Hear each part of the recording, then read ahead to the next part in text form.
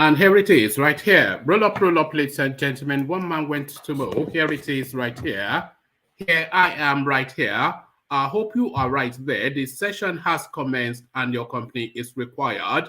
That thing that we do round about this time is being done exactly at this time. So if you are available right now, avail yourself of the session. Apologies for the somewhat latish time in coming on stream. I was trying, but my system is playing up. I keep saying it's just really me and a laptop. Just a middle market laptop. So nothing fantastic or special. It is really the panelist that makes the sessions. One man went to mow. The eagle has landed. Another Savior, holy, holy, holy, holy, Adimebujuku. Another Savior, holy, holy, holy, holy, Adimebujuku. Well, this is Mobien. This is dedicated to the gallant heroes of the Nigerian Biafra War and Ipob families all over the world. I remember the Nigerian Biafran War, in the thickness of the Biafra genocide. Hey, one man revived the vanishing hope to life. Let the great Biafran army to fight, and they were singing out, holy, holy, holy, holy, all the Megodu is another Savior. They were singing out, holy, holy, holy, holy, all the Megodu is another Savior. Holy, holy, holy, holy, all the Megodu is another Savior.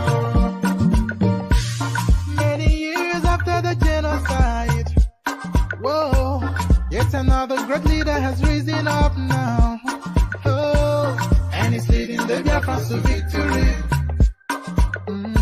In your Madika, Yabika Kokwanam Noah. Hey, Anamekele Mazuche Mefo.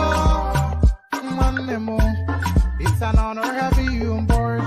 When I'm singing along, holy, holy, holy, holy, Nandekano is another Savior. Gonna sing along, holy, holy, holy, holy, Nandekano is another Savior.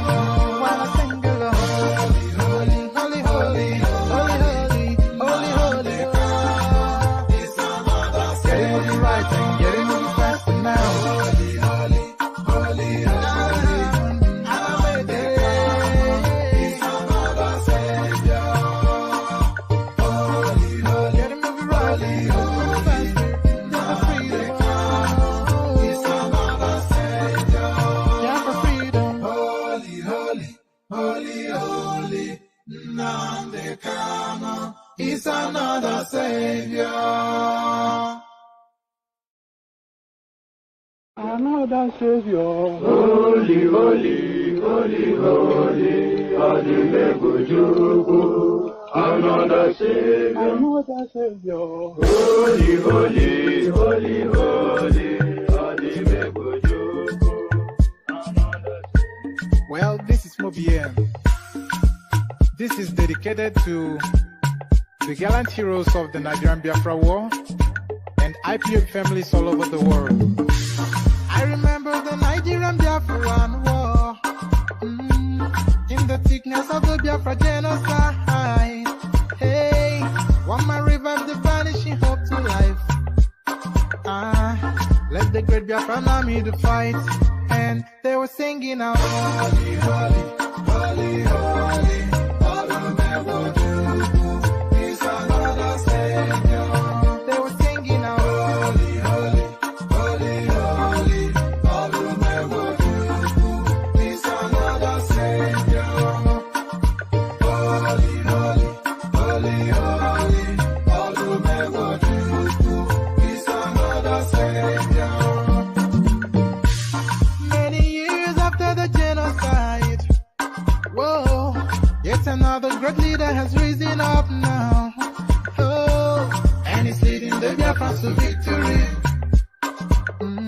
Inyamadika, yabika kwa namno wow.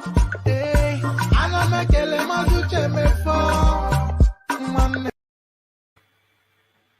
And there it is right there. Holy, holy, the tones of defiance from the eastern parts of Nigeria.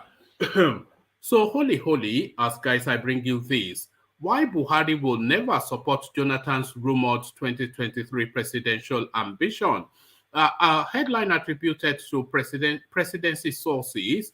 So, when you usually hear presidency sources, don't take that as just rumors. It is essentially the presidency and by extension Buhari leaking stuff into the public discussion, but not making an official statement. So when you're hearing presidency sources, that is either Femi Adesina or Garba Shehu speaking to a trusted journalist under the promise of anonymity. So don't disregard when you hear presidency sources. It is usually Buhari speaking. Why Buhari will never support Jonathan's rumored 2023 presidential ambition, a headline attributed to presidency sources. So presidency sources, 2023, Atiku to retain Peter Obi as vice president. So we all knew, of course, that the extent of Peter Obi's reach could never really reach beyond just the position of deputy, because who on God's earth will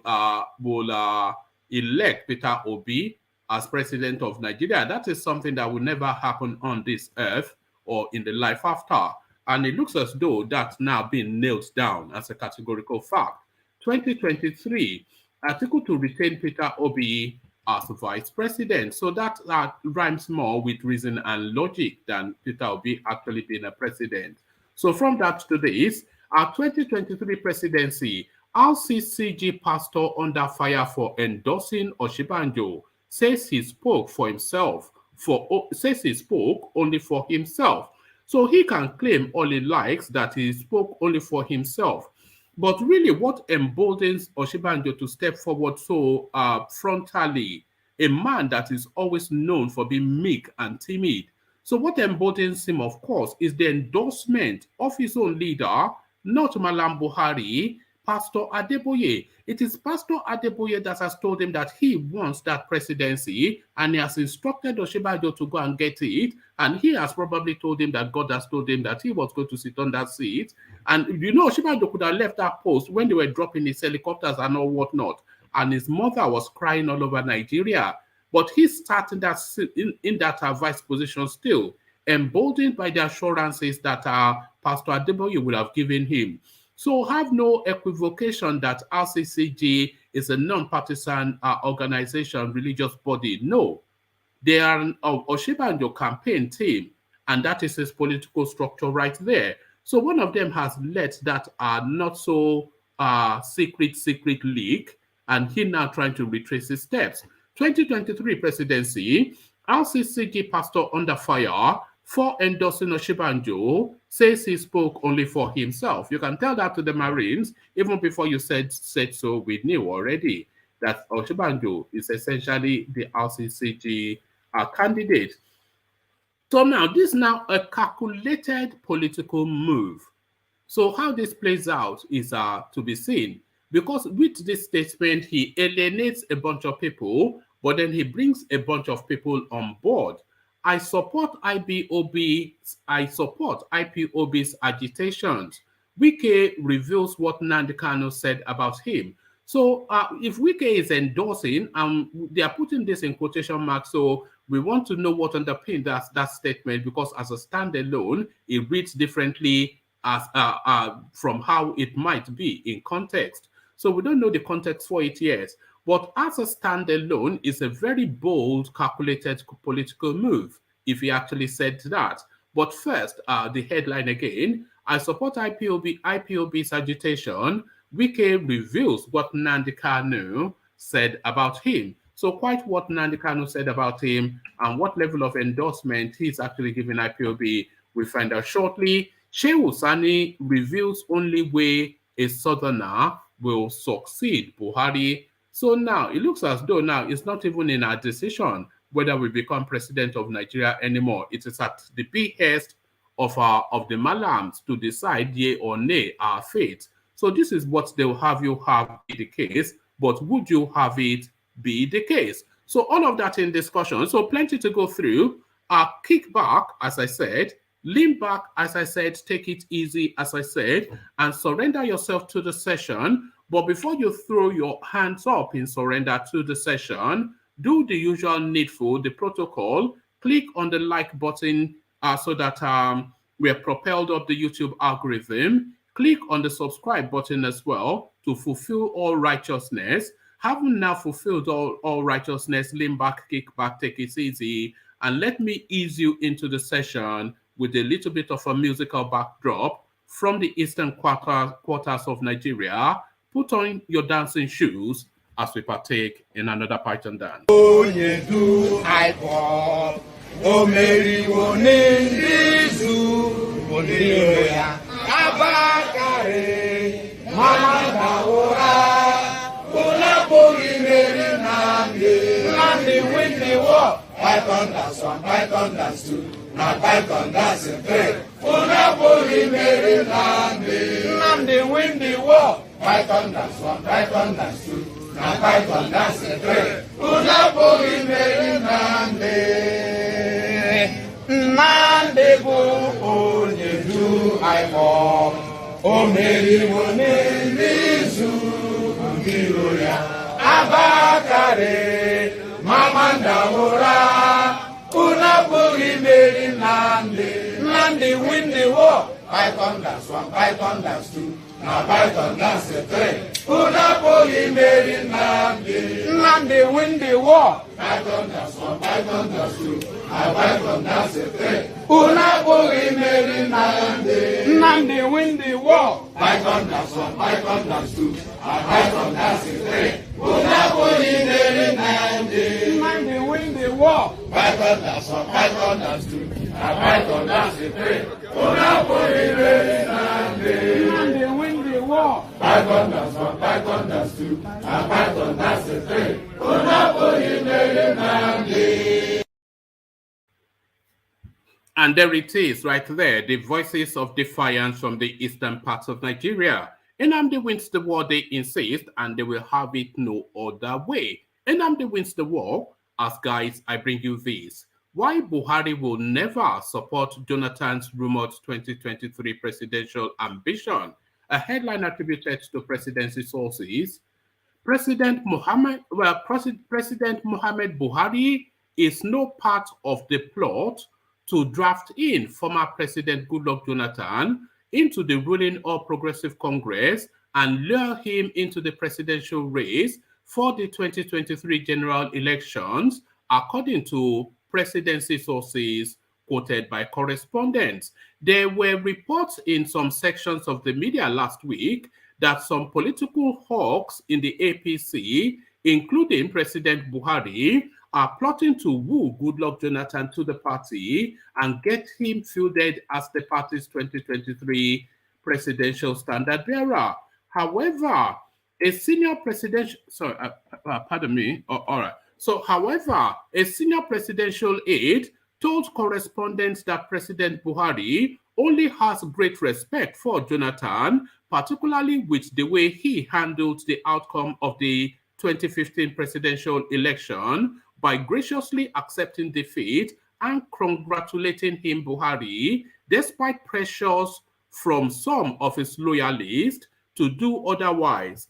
Buhari does not want him to succeed him in 2023. It is pure mischief for anyone to say President Buhari is the one behind the move by some politicians to draft the former president into the party and make him contest the 2023 presidential election. Far from it. The Buhari I know will never make a move to allow Jonathan, a man he heavily criticized for mismanaging the affairs of the country whilst he had held sway as president, to take over from him. Doing so will reverse all the gains the administration has recorded since 2015. For us in the presidency, one thing is clear. President Buhari holds his predecessors in very high esteem as a true statesman due to the manner he handled the outcome of the presidential election in 2015. Nobody believed that a ruling party with a sitting president which controls the security agencies and even INEC can lose the presidential election.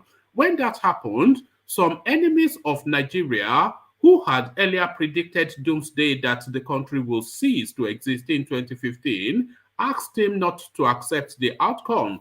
He rejected their entreaties and called President Buhari to congratulate him. Even though President Buhari was not happy with the way Jonathan managed the affairs of the country, his being gracious in defeat really touched Buhari, especially when you compare what Jonathan did with what some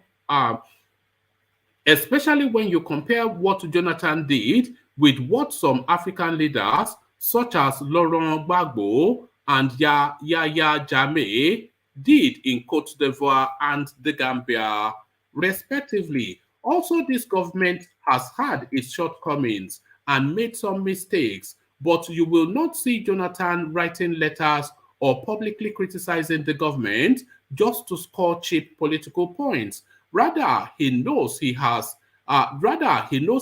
free access to Aso Rock to see President Buhari and share his thoughts privately. These are the two reasons President Buhari greatly admires the former president. But saying President Buhari is working behind the scenes to lure him into the APC and impose him on the party members as a presidential candidate is pure mischief, he added. Still speaking, the aide said, Buhari believed that Jonathan's performance as president was below par, and that was why he joined hands with other like minds to oust him from office in 2015. Having laid a solid foundation for growth and continuity, he would not allow the progress made so far to be reversed by bringing the same Jonathan back to succeed him in 2023. That can never happen.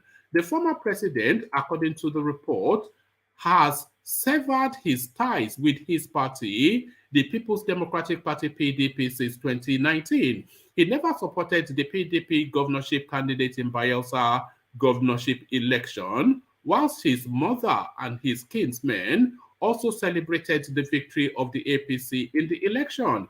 The court, however, overturned the victory of APC candidate David Leon, and Doye Dire of PDP was sworn in as the governor.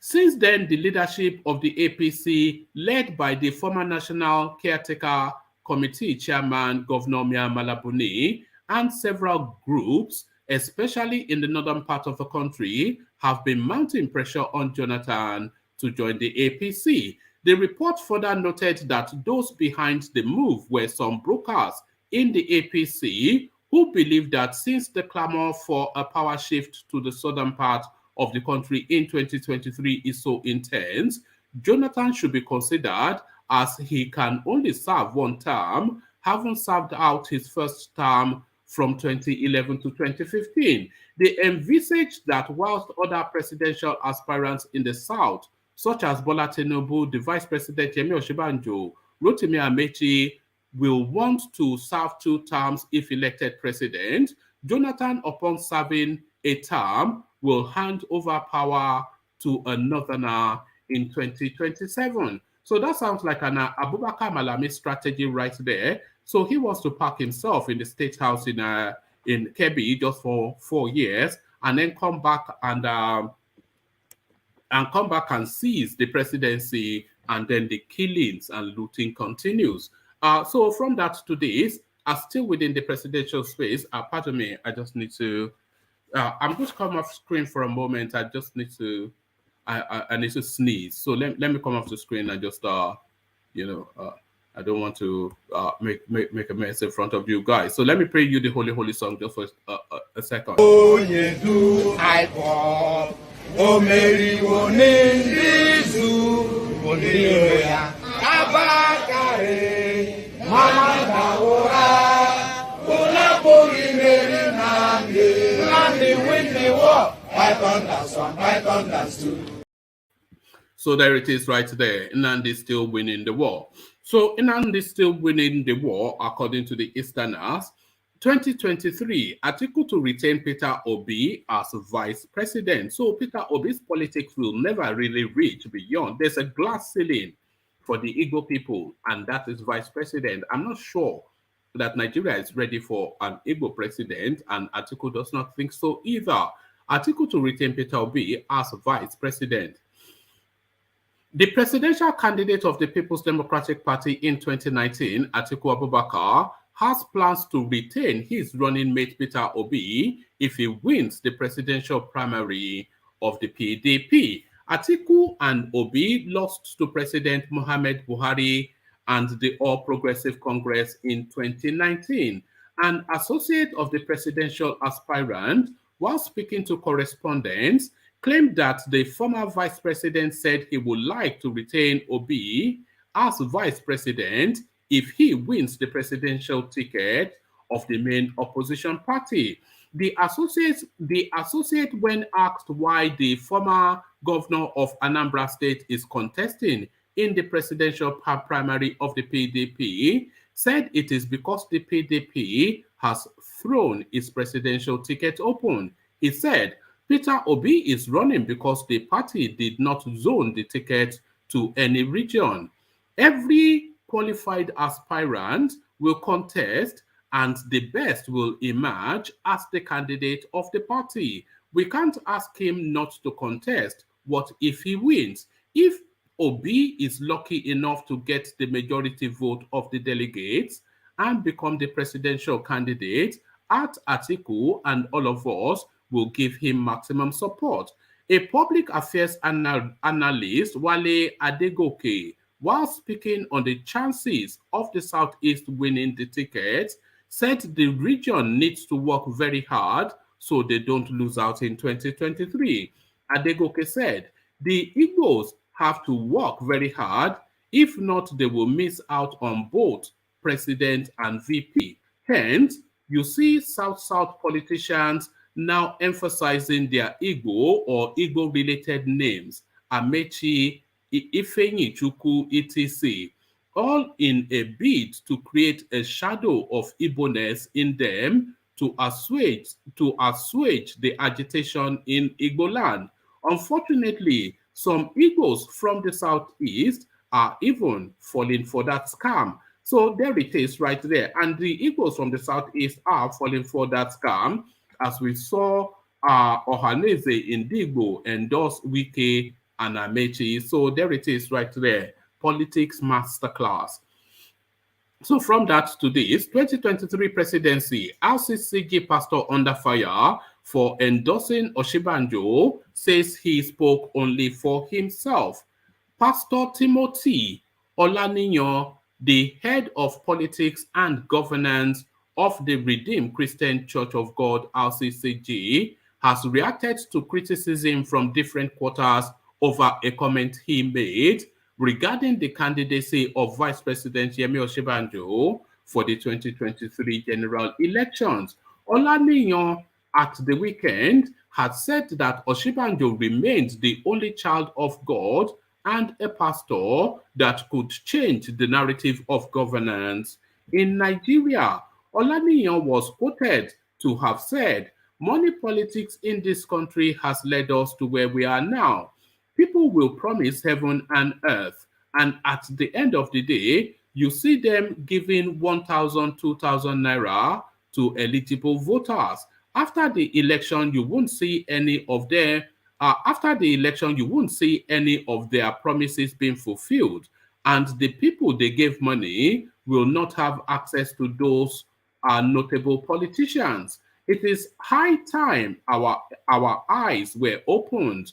What we want is not those baits. We want somebody that will make a promise to our children and fulfill it.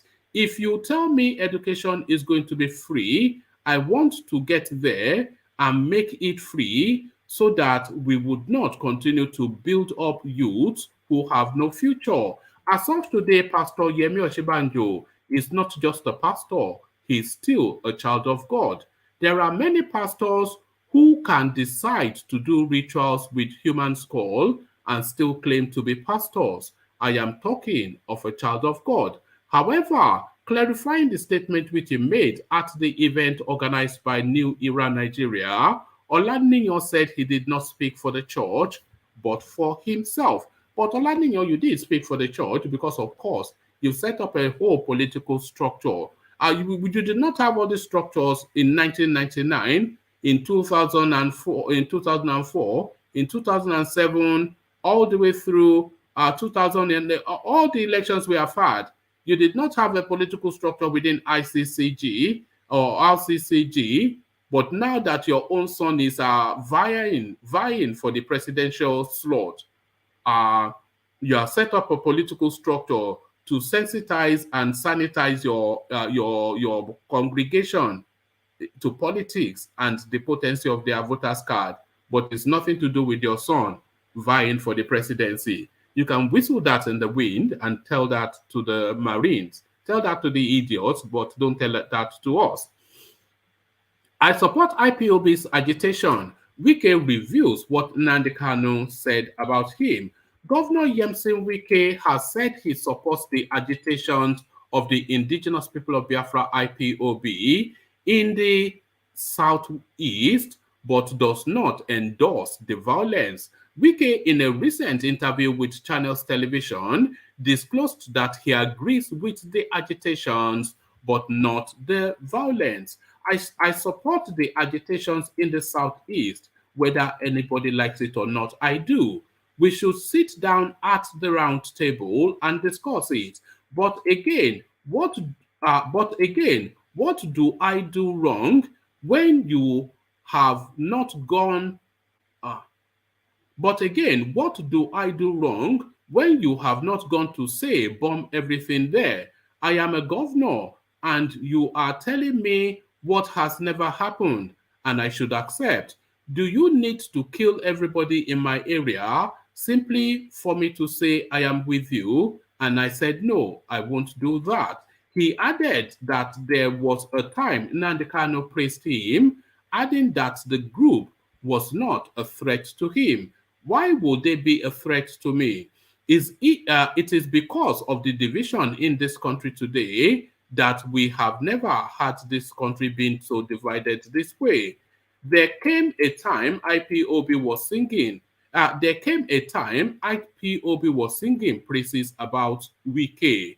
This Nnamdi Kanu was singing praises that Wike is our son. So this now speaks to that narrative, that language, that tonality that Adegoke was just speaking to just then, that they are now putting an ego inflection on their being to capture the ego slot. So what did Adegoke say? It says the egos. I'm just going back to recapture what Adegoke said, because what Adegoke said is exactly what Wike is doing now. So this was what Adegoke said. He said the egos have to work very hard if they are not to miss out on both the president and the VP. Hence, you see South politicians now emphasizing their ego or ego-related names, Amechi, Ifeanyi, etc., all in a bid to create a shade of ego-ness in them to assuage the agitation in Igbo land.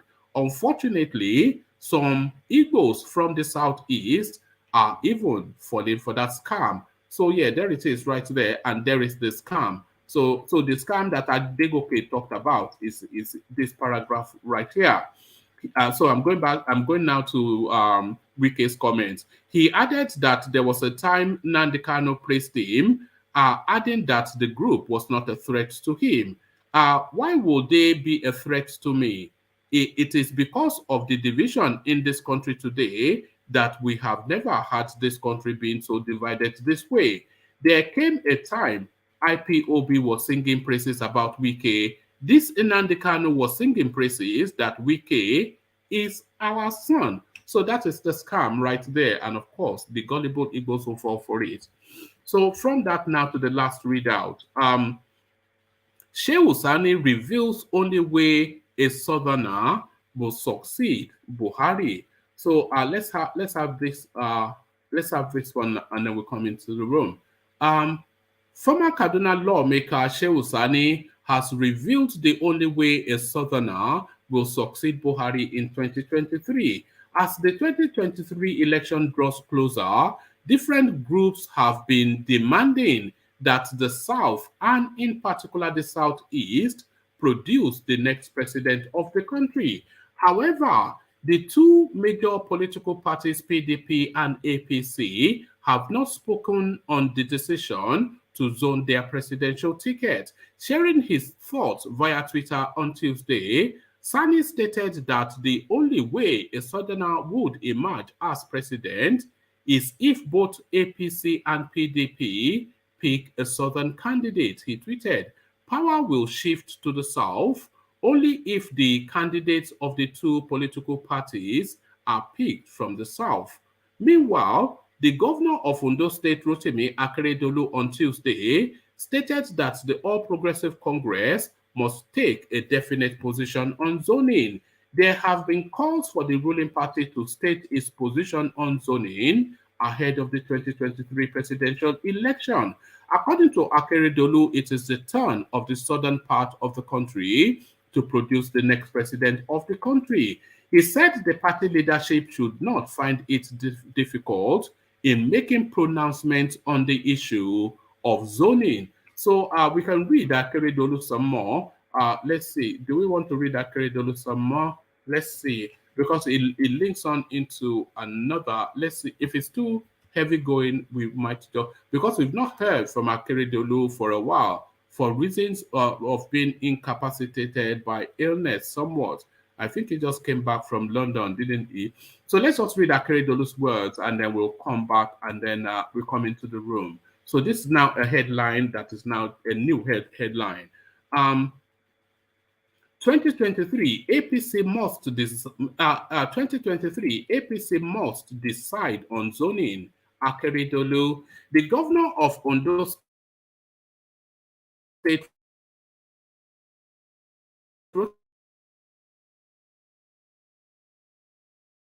Akeredolu, on a definite position to state its position on zoning ahead of the 2023 presidential election.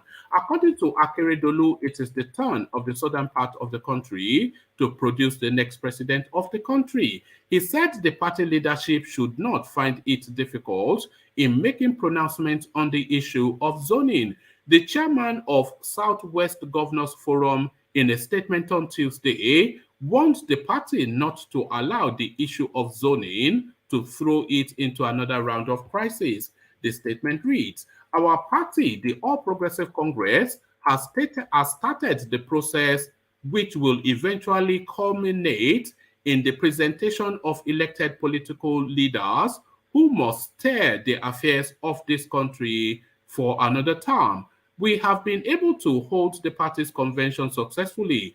New officers of the party have emerged in a process that was widely acknowledged as rancor-free. The level of understanding and maturity displayed by all and sundry has been commendable. Non-adversaries have been forced to accept the emerging fact that our party is formidable and ready for the next general elections. The current socio-economic crises are surmountable.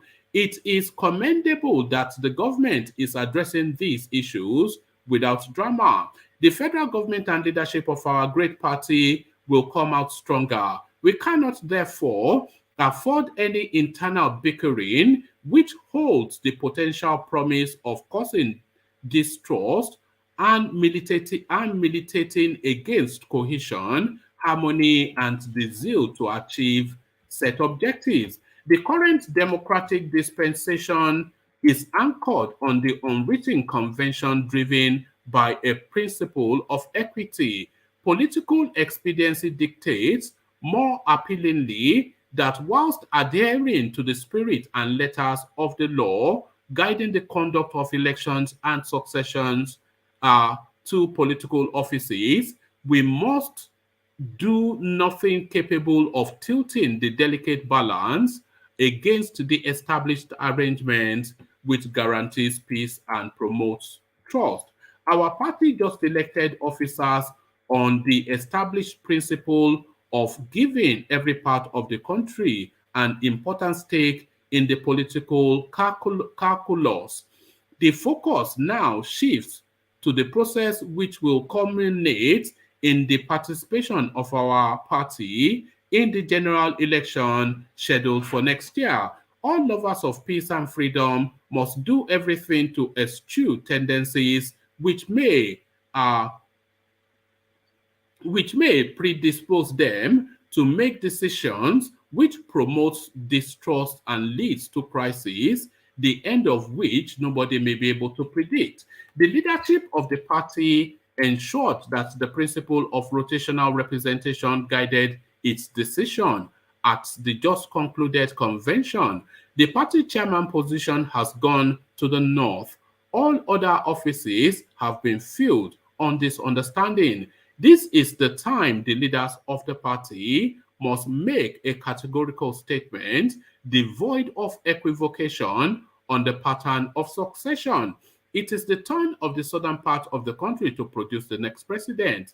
The party leadership should have no difficulty in making pronouncements on this very important issue, just as it fixed various fees for the purchase of forms. This must be done without delay. So that is Akeredolu then announcing his re-emergence into the political space. So Ajane Koko, we see you. Thomas, we see you.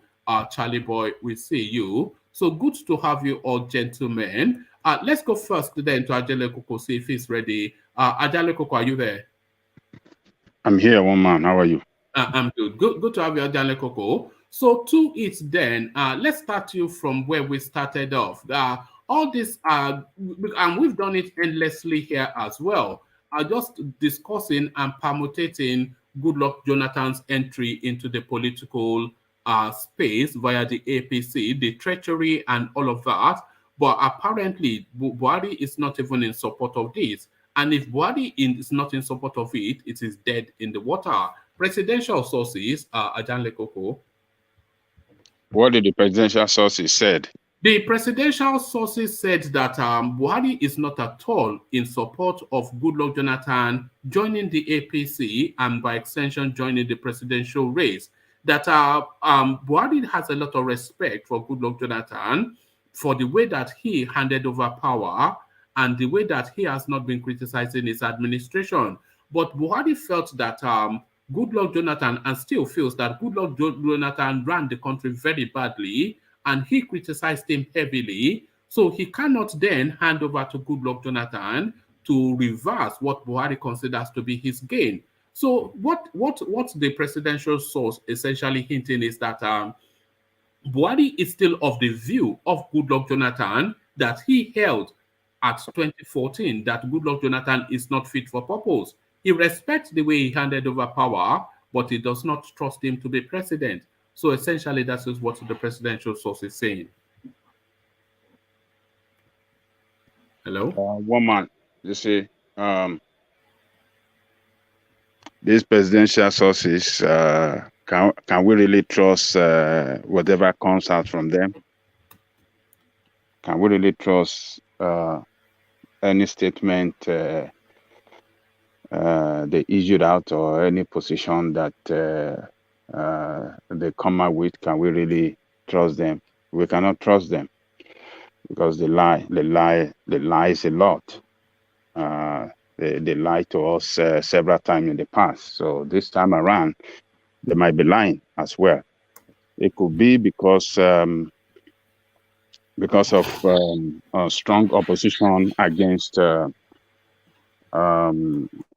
their intention to bring Jonathan back is why they are retracting, and that's why they are making this statement now. But one thing that that is very factual is that some power that be within APC have assured, have approached President Jonathan to come back, to come into APC and for presidential ticket. So maybe the strong opposition against that within the party from other intergroup within the country, it look like it's not going to work for them, particularly the law that that is in place that regards Jonathan has fully completed his terms in office, 2 terms in office. So a lot of factors might be in play here that is working against them, and that's why they are issuing out this statement. So, but you know, we have said it here.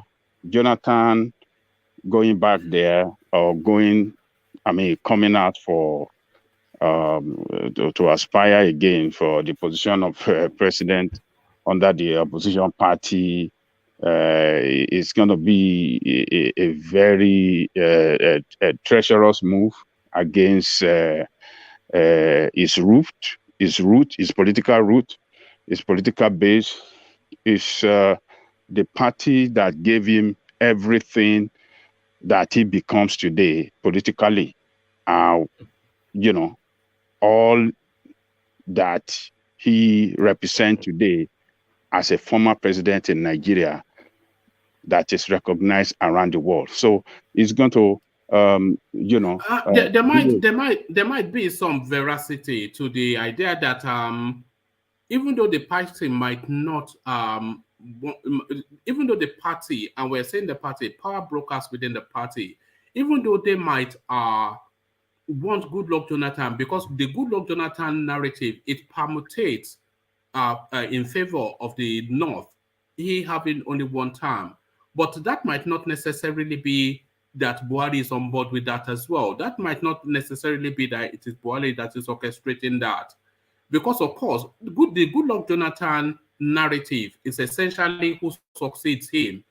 You know, so who succeeds him is just the term of tenure that the Constitution, that's the only attraction that Goodluck Jonathan has to the APC space.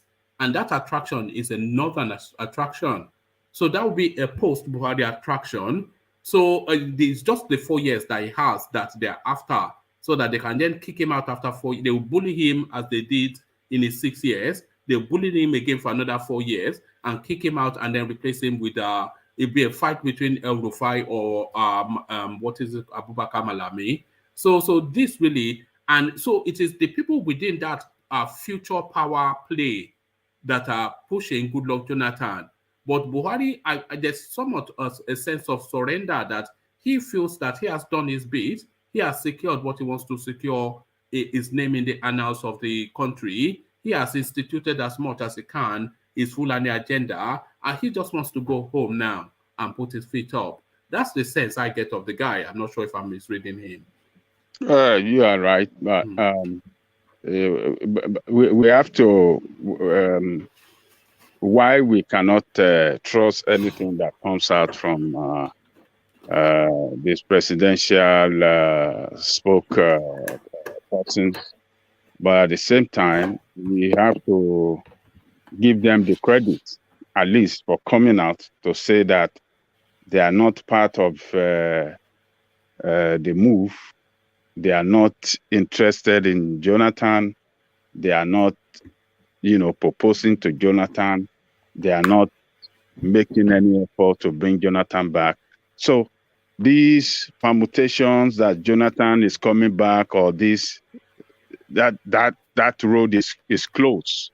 So, but Jonathan himself, in the recently, like I think it was last week, when people came to him, he didn't even help himself. He did not state categorically that I am not interested. I thank you all for calling on me to come back. I think I've had my time. I at the moment running my own private business, and I'm still available for any president that comes in. If they have any assignment for me, I will do it in the interest of our good country. And that's it. Jonathan did not help himself. He allowed this, how do I describe it? He allows this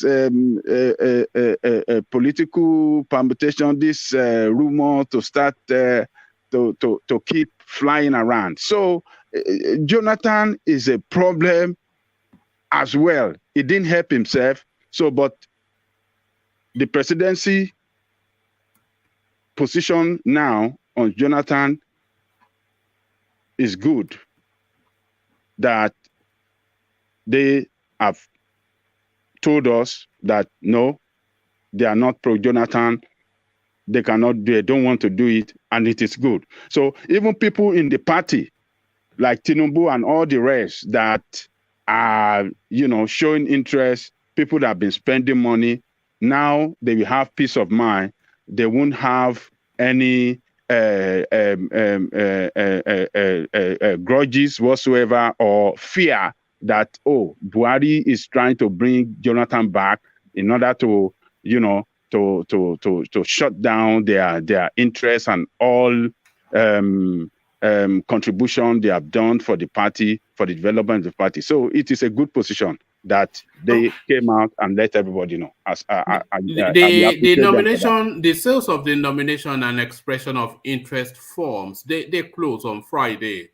So TikTok, 3 days more, and we're not expecting them to extend it. And I don't think the people that bought the forms would allow them to extend it. So whoever has not bought the forms by Friday, then they are not in play. So the next 3 days are going to be very, because we're still expecting some joker. We're still expecting something to come to jar everything.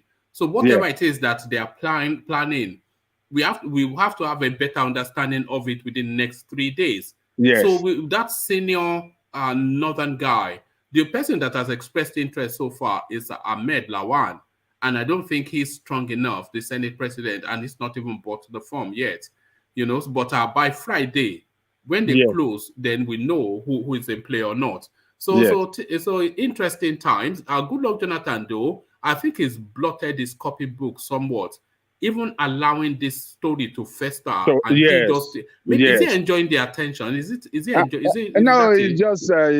just a dishonorable man. Is not just how do I describe it? It's not how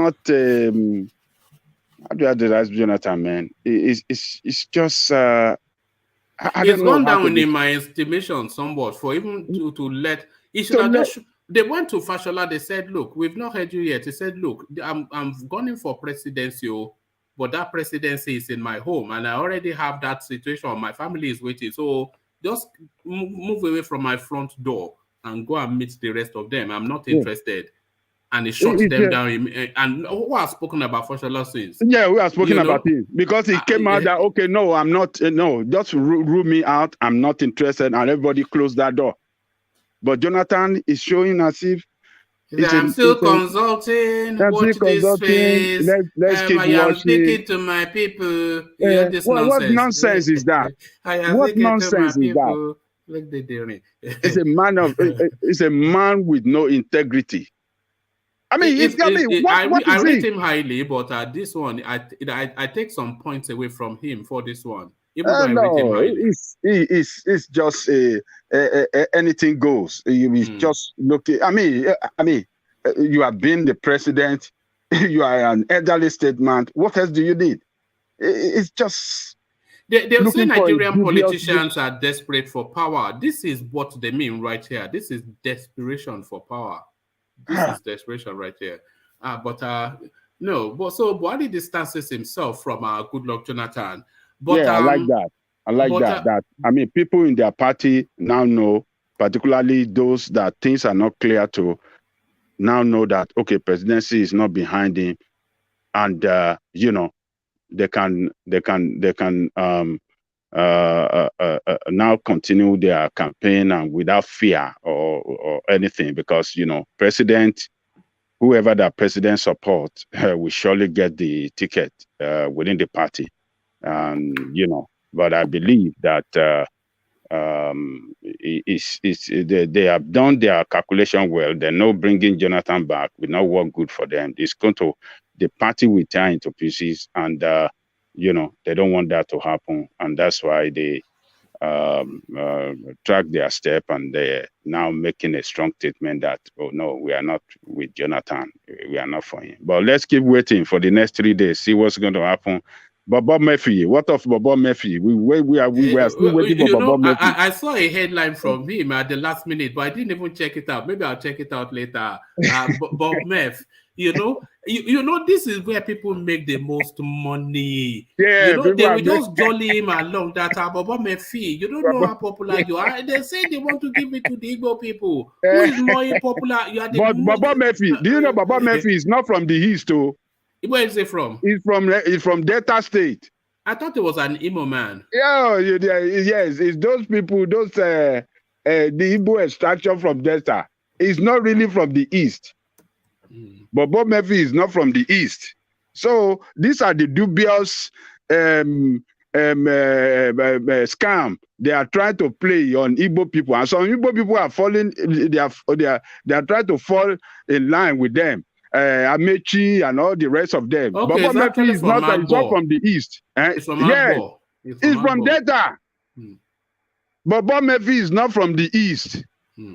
So Igbo people that are championing any Igbo name, they are just showing desperation, and they are just ignorant of themselves. They don't even know themselves. What are you making of what this Wale Adegoke said? Because I read it about twice, because I can see what he's saying. It's in play too. So they were asking, this is some person. Let me just bring you what he said. It says, let me give you this paragraph because it struck me when this guy said this. An associate of the presidential aspirant, while speaking to correspondents, claimed that the former vice president said he would like to retain Obi as so not that space. Let me take it from here. Okay, yes. A public affairs analyst, Wale Adegoke, while speaking on the chances of the Southeast winning the ticket, said the region needs to work very hard so they don't lose out in 2023. Adegoke said, the Igbos have to work very hard. If not, they will miss out on both the presidency and the vice presidency. Hence, you see the South-South politicians now emphasizing their Igbo or Igbo-related names, Amechi, Ifeanyichukwu, etc., all in a bid to create a shade of Igbo-ness in them to assuage the agitations in Igbo land. Unfortunately, some Igbos from the Southeast are even falling for that scam. So that's just what we were saying about Murphy now. Suddenly he's an Igbo man from the Delta. Suddenly Wike is an Igbo man from the from Cross River. And suddenly Rotimi Amechi is an Igbo man. If they want Igbo presidency, maybe my name sounds a little bit Igbo now. And nowadays they have already fallen for it. I from Yoruba land, I can stand Emeka now. And Igbo people will support me that, he's an Igbo man, let him be president. And then tomorrow they want to come back again that, it's an Igbo from the South, it's the South that had it. Igbo have not had it. So Igbo people should concentrate on the East. That is their location. Any Igbo outside the East is not representing the interests of the East. That should be clear. That should be made clear to everybody, and their political leaders, particularly the Ohanese, should state it clear. Even the Ohanese, recently they were talking some sort of nonsense too, asking that all Igbo should come together. It doesn't matter where the Igbo come from. They are kind of supporting the idea of picking any Igbo, even if it's not from the East, if it's from the South, or from the What really shocked me, Ajale Koko, I think you were here when we tweeted it. Yes. When they came out and said they endorsed Amechi and Wike, but they left out Peter. Remember, we were making a lot of scratching heads about why they did not mention Peter Obi. That they said, look, these people, they are confused people. That they are egos and we must support them. Let's not have any equivocation. These are the two names that has the best chance, Amechi and Wike, both of which have traditionally distanced themselves from Igbo land. They are not from Igbo land. They are not from Igbo land. Igbo land is east. Igbo land is east. They should concentrate on their people from the east. But not those Igbo from south or from all those filtered, those one leg in and one leg out. Diet Coke Igbo. Yes. So it's just unfortunate that they don't really get their position well, and they are just too desperate for power, and they want to run. They want their desperation. They want to run themselves into another problem because they are too desperate to grab number one. They should push a candidate from the east. But technically, those people are evil. Technically, look at they are evil. So yes, I agree with you. There you are. Technically, they are evil. So there it is. Sorry, you see, let me put it this way. Obviously, I think the Igbos are not looking at it exactly that way. But when it comes to what's the name, Wike and Amechi, definitely we are not all in tune with those people, with the two of them. But I think their Igbo whatever was never in question for most, for the general Igbo concept. You understand? It's just like what is happening. Like are they Igbo or are they not? Well, you are confusing us. Even are they Igbo? Tell us first, and then are they Igbo or are they are Igbo? It's only the individuals. I'm talking about that. That credibility is not there as much, towards the Igbo people. It's just like what's the name? Bukola Saraki. Will you say he's not a Yoruba man because he's? I know. I would say he's not a Yoruba man because he's not Yoruba by birth. If we go paternally, which is how we go in Africa, then he's from Mali. But Oh, okay. I never even knew that. I thought they were from Kwara. No, his grandfather migrated from Mali. He's not a Yoruba man now. So why are you people supporting him as if he's a Yoruba man? No, his mother is a princess from Owo. Who are the people supporting him? His name is not Bukola. They can bear any name. It's Rotimi Amechi. It's what of Rotimi Amechi? Is it not his name not Rotimi? So but my point is that Rotimi Amechi from Oyo Central. Oyo Alafe. But CBD. Isn't Wike actually? If you look at some of the massacre they have in River State, the similar to the massacre they have in Anambra and Imo, similar. So they are Igbo people. Nobody is actually arguing that. At least certainly not me, and I don't think in CBD is as well. Yeah, but they are playing politics with that identity. Yeah. You see. Igbo from the east. Igbo from the east should not support them. They are not from the east. It is the time for the east, and the easterners should focus on themselves. Those Igbo you have outside the east, they cannot represent the political interests of the easterner. Forget whether they are Igbo or not. They are from another geopolitical zone. So they cannot represent the political interest of the Igbo. Hold on in CBD. Let's hear from Vin. Vin, yeah, you wanted to say? Yes, sir. Good afternoon, one man, and good afternoon to everybody and those that are watching us. It's been a while now. One man, what you just said concerning this and what Ajale Koko said. See, this narrative, that has been told, for quite some time. If you look at the old Eastern region, they were all together. And when you look at whatever they do to Igbo people, is what they do to these people until they carved them out of South Eastern region and created this South that I don't even know where it is located in the four cardinal points. You see, the South, that is the narrative they created in order to weaken that region in particular. And those of them now that are in those, that happens to find themselves in those areas that are of Igbo, or if you look, they speak Igbo, even in Delta, they speak Igbo. If you say that those in those Delta states are not Igbo, why then did they call Igbo people pay the price of 1966 coup? You see, when these things happen, they divide them, they create confusion among them just to belittle them and make them smaller. That is what is happening. Now, as the case may be in this this election has been one of the ones that they are using again now to divide them the more. They have divided them the more.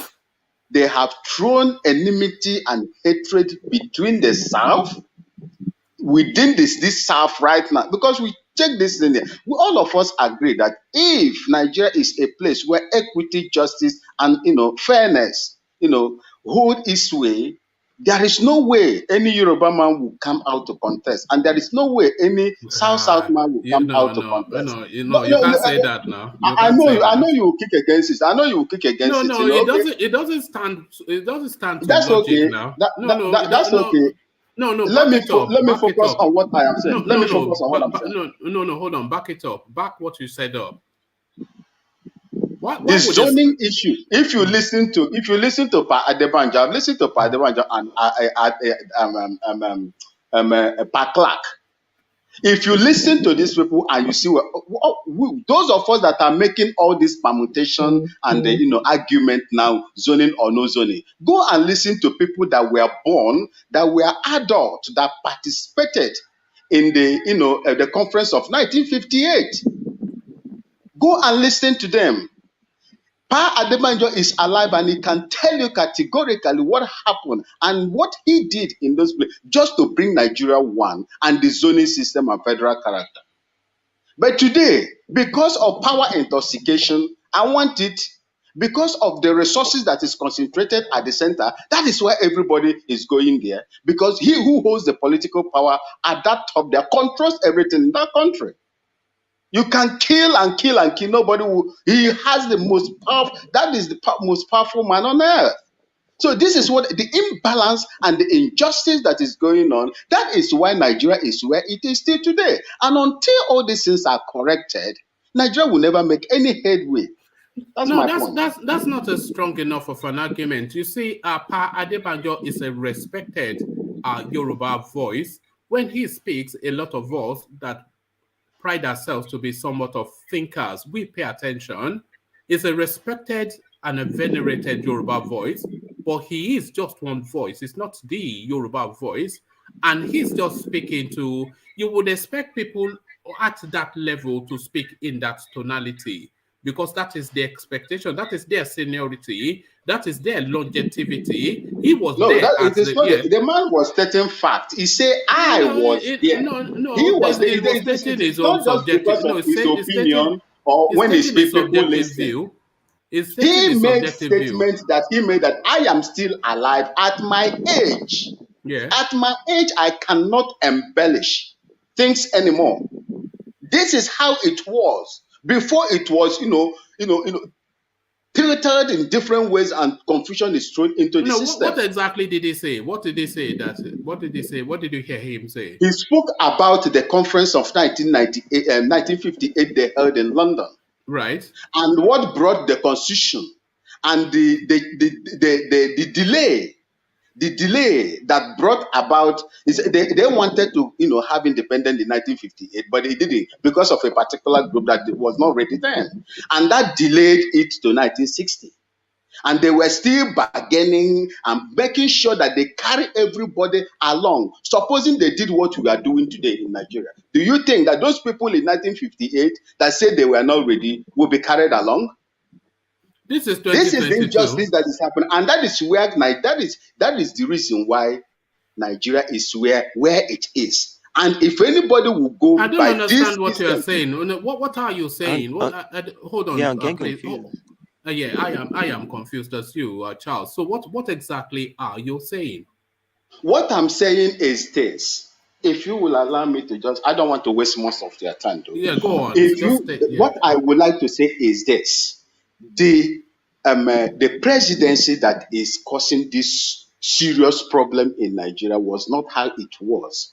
And when you listen to people like Pa Adebanjo and Edwin Clark, you see, there were systems that were put in place that were working for them until something happened. And now What was it that has been system? further What was that destroyed the system? system. So hold It has on. been What further was? destroyed. Hold on, Listen, Vin. listen, listen. Vin, Let me. No, hold on. You made a point. What was that system that was in place? The system of carrying everybody along, as at 1958, when they had a conference in London, based on what I heard from that elderly statesman. Okay, that is my point. I'm bringing in here. That was the what kept them going until You the are coup of referring to 1960. the regional system we had in the Of First course, that is Republic. what I was Yeah. referring to. And Yeah. everybody was carried along. People that were not ready that time were even given some time for them to come up. But today, the system has been balkanized. Everybody now is fighting for his tribe or not his tribe. People are clamoring for presidency. Why are Ogavin, other people? Ogavin, Yes, Oh, hold on now. yes. 1952. Oh, sorry, Mr. Mama, hold on. Yeah. 1952, Abazonia was Igbo. Oh no. Let's not open that space. I don't Oh want no, to. I don't want to go there. That will I take don't us want to too stay long. heavily in that space. But That will take us too long. what you are saying, I'm not quite sure how that lands then on an Igbo presidency. What 1952?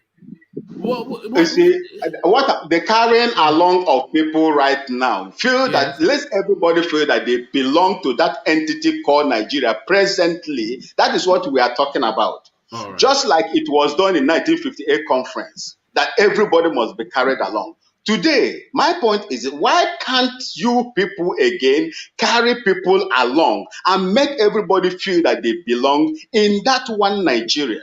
That is my point. Because they don't want to do that. Nigeria don't want to do that. All right. Thank you. So Because let's this man said something. This man said something that day that really struck me. Me that is sitting down in Ghana here. He said people refuse to tell the truth. You people know the Nigerian people know the truth, and you refuse to tell the truth, and that is why Nigeria is where it is. And that really struck me as a Ghanaian. All right. All right. So there it is. So Adale Koko, we're talking about people being taken along. So let me take you along then off the back of what Vin just said. Let me take you along and take you to this space then, to this headline. Atiku to retain Peter Obi as vice president.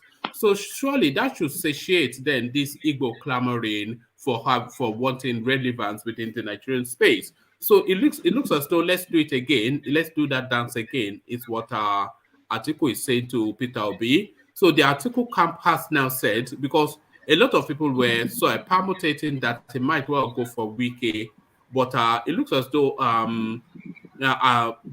Peter Obi has shown sufficient enough political presence for Atiku to then decide that he will keep him still as his vice nominee.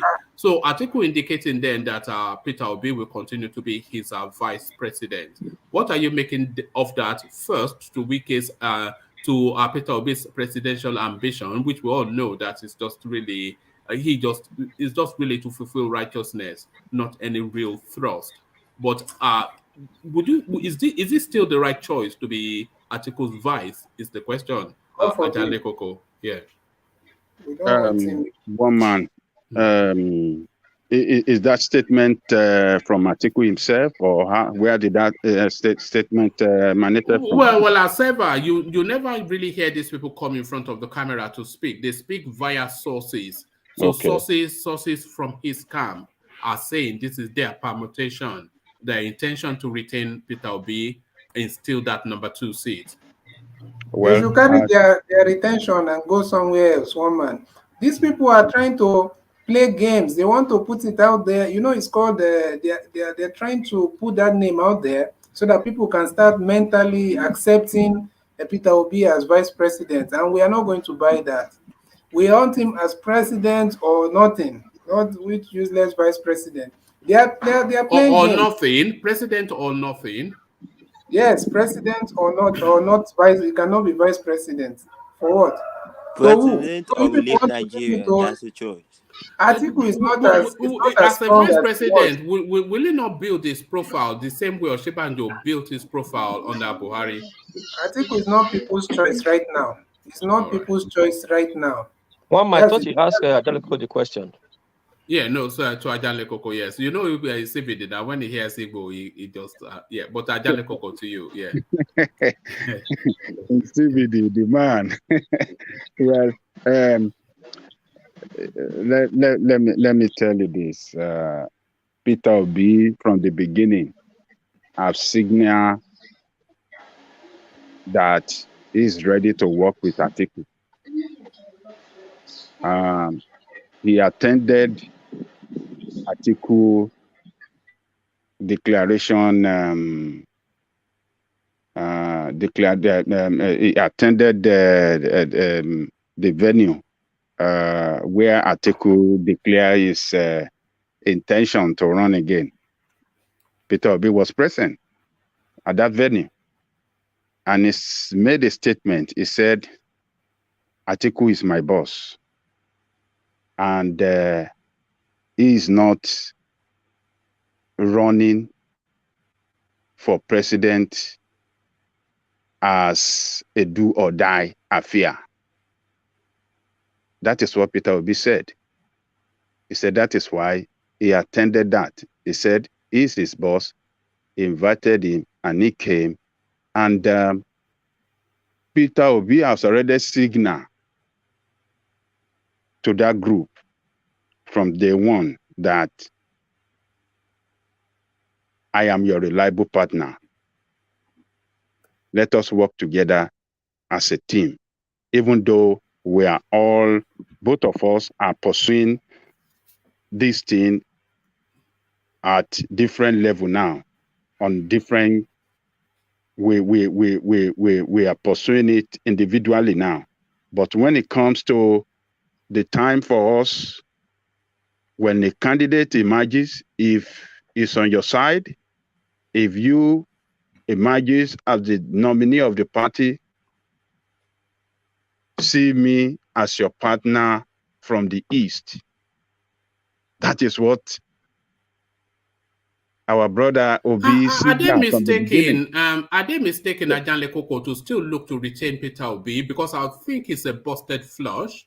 They've tried him and failed with him, and Wike now the front horse in that eastern cusp. Would it not be better off taking Wike, who is more of a fighter, has more of a war chest in terms of money, and has more national reach than Peter Obi? Should they jettison Peter Obi as Atiku's running mate and take Wike instead? Would you do that if we were Atiku? They are But not the national mistaken. reach is woman. The national reach between that you're saying that Wiki has more than Peter Obi. That's not. I think if you're online and see what is going on, the national reach is not the people. Are you talking of political base? I'm Nobody, talking about name among recognition. Name recognition. among the politicians or among the people. Among the Nigerian mass. Among the Nigerian mass right now, I can tell you, and it's maybe arguably, but Peter Obi has more reach than Wike right now. You need to just go online, even if it's just like something that has been posted maybe by one of these Instagram news outlets, and you probably check the comments and see how people are talking. That's how you know who has reach. And you don't just look at their name if they're Igbos. You look at their people from all parts of Nigeria, Yorubas and Northerners everywhere. They align themselves for with Peter Obi than Wike. Wike is maybe reaching out to these politicians in different quarters. You see, the people Nigerian knows that it is not the turn. It's not the turn of South to field any presidential candidate. People know And that is what we should be preaching. Because if we continue to tweet it, Amechi, because it has name, it has caliber, it has Wike, it has it, it has it. What base, what political base has he? Okay, when you talk of the political bloc, one of the political blocs in Nigeria, is it not the Igbo population at all? If at all they will be out, come out to vote. What political bloc has Wike? Or want to partner with other people to make up his own? You see, these are some of the things you are looking at. And when they say people, look, when I listen to Obi, I feel sorry for Nigeria if that man did not give a chance.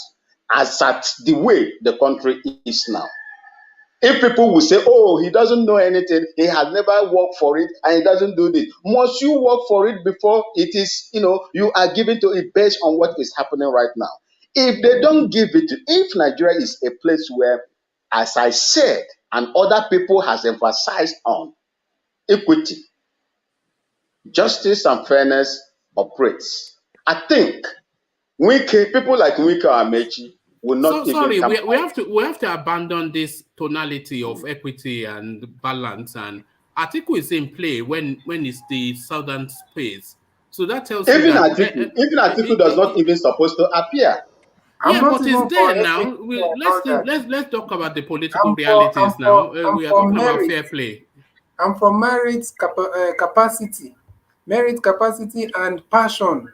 All those equity, to be honest, is good and is something to be considered, because that's how Nigeria has been running in the past. But as it is right now, even if you're going by capacity, merit, and credibility, you will go with someone like Peter Obi above any other of these people, to be honest. All right, but Nigerians acting like, here's example, black people in America is a good example I'm saying. Black people are treated badly. Nigeria acting like what black people are treated in America. Nigerians are acting like black people. So, all right. Oh, okay. So back to Ajale Koko. Ajale Koko, stop acting like a black man. Hey, Charles, me and you will be black man in America. What did they talk? So with the act, Nigeria, they act like us. Nigerians are acting like us. Charles. Okay, but one man. People that are signaling or saying that, Peter Obi, people from Atiku side are saying that, we are going to pick Peter Obi again as our vice. I think they are not mistaken. They are just their position is, I think, is the best, because right now, what Nigeria need, the leadership that Nigeria need now are those that have brain, those that can solve problem, and not a fighter. You describe Wike as a fighter. No, you don't. A fighter cannot. What is the fight? What is the fight going to achieve in solving Nigerian problem? No, you need somebody with brain. Who would you take with you on an electioneering campaign? Wike or Wike or Obi, in terms of being able to hold a crowd, instead of being able to face an opponent, in terms of being able to argue back, in terms of being able to present, who would you take with you as your wingman, Wike or Obi? I will go for Obi every time, anytime, any day. You don't find him too meek and too intellectual for the Nigerian campaign style? Well, he's like I said earlier, is a man with brain. We need Ajabota politics. It's not a match Ajabota politics. We need a person that can solve problem, can start solving the problem from day one. A person that is well prepared, a person that have the plan that he want to execute.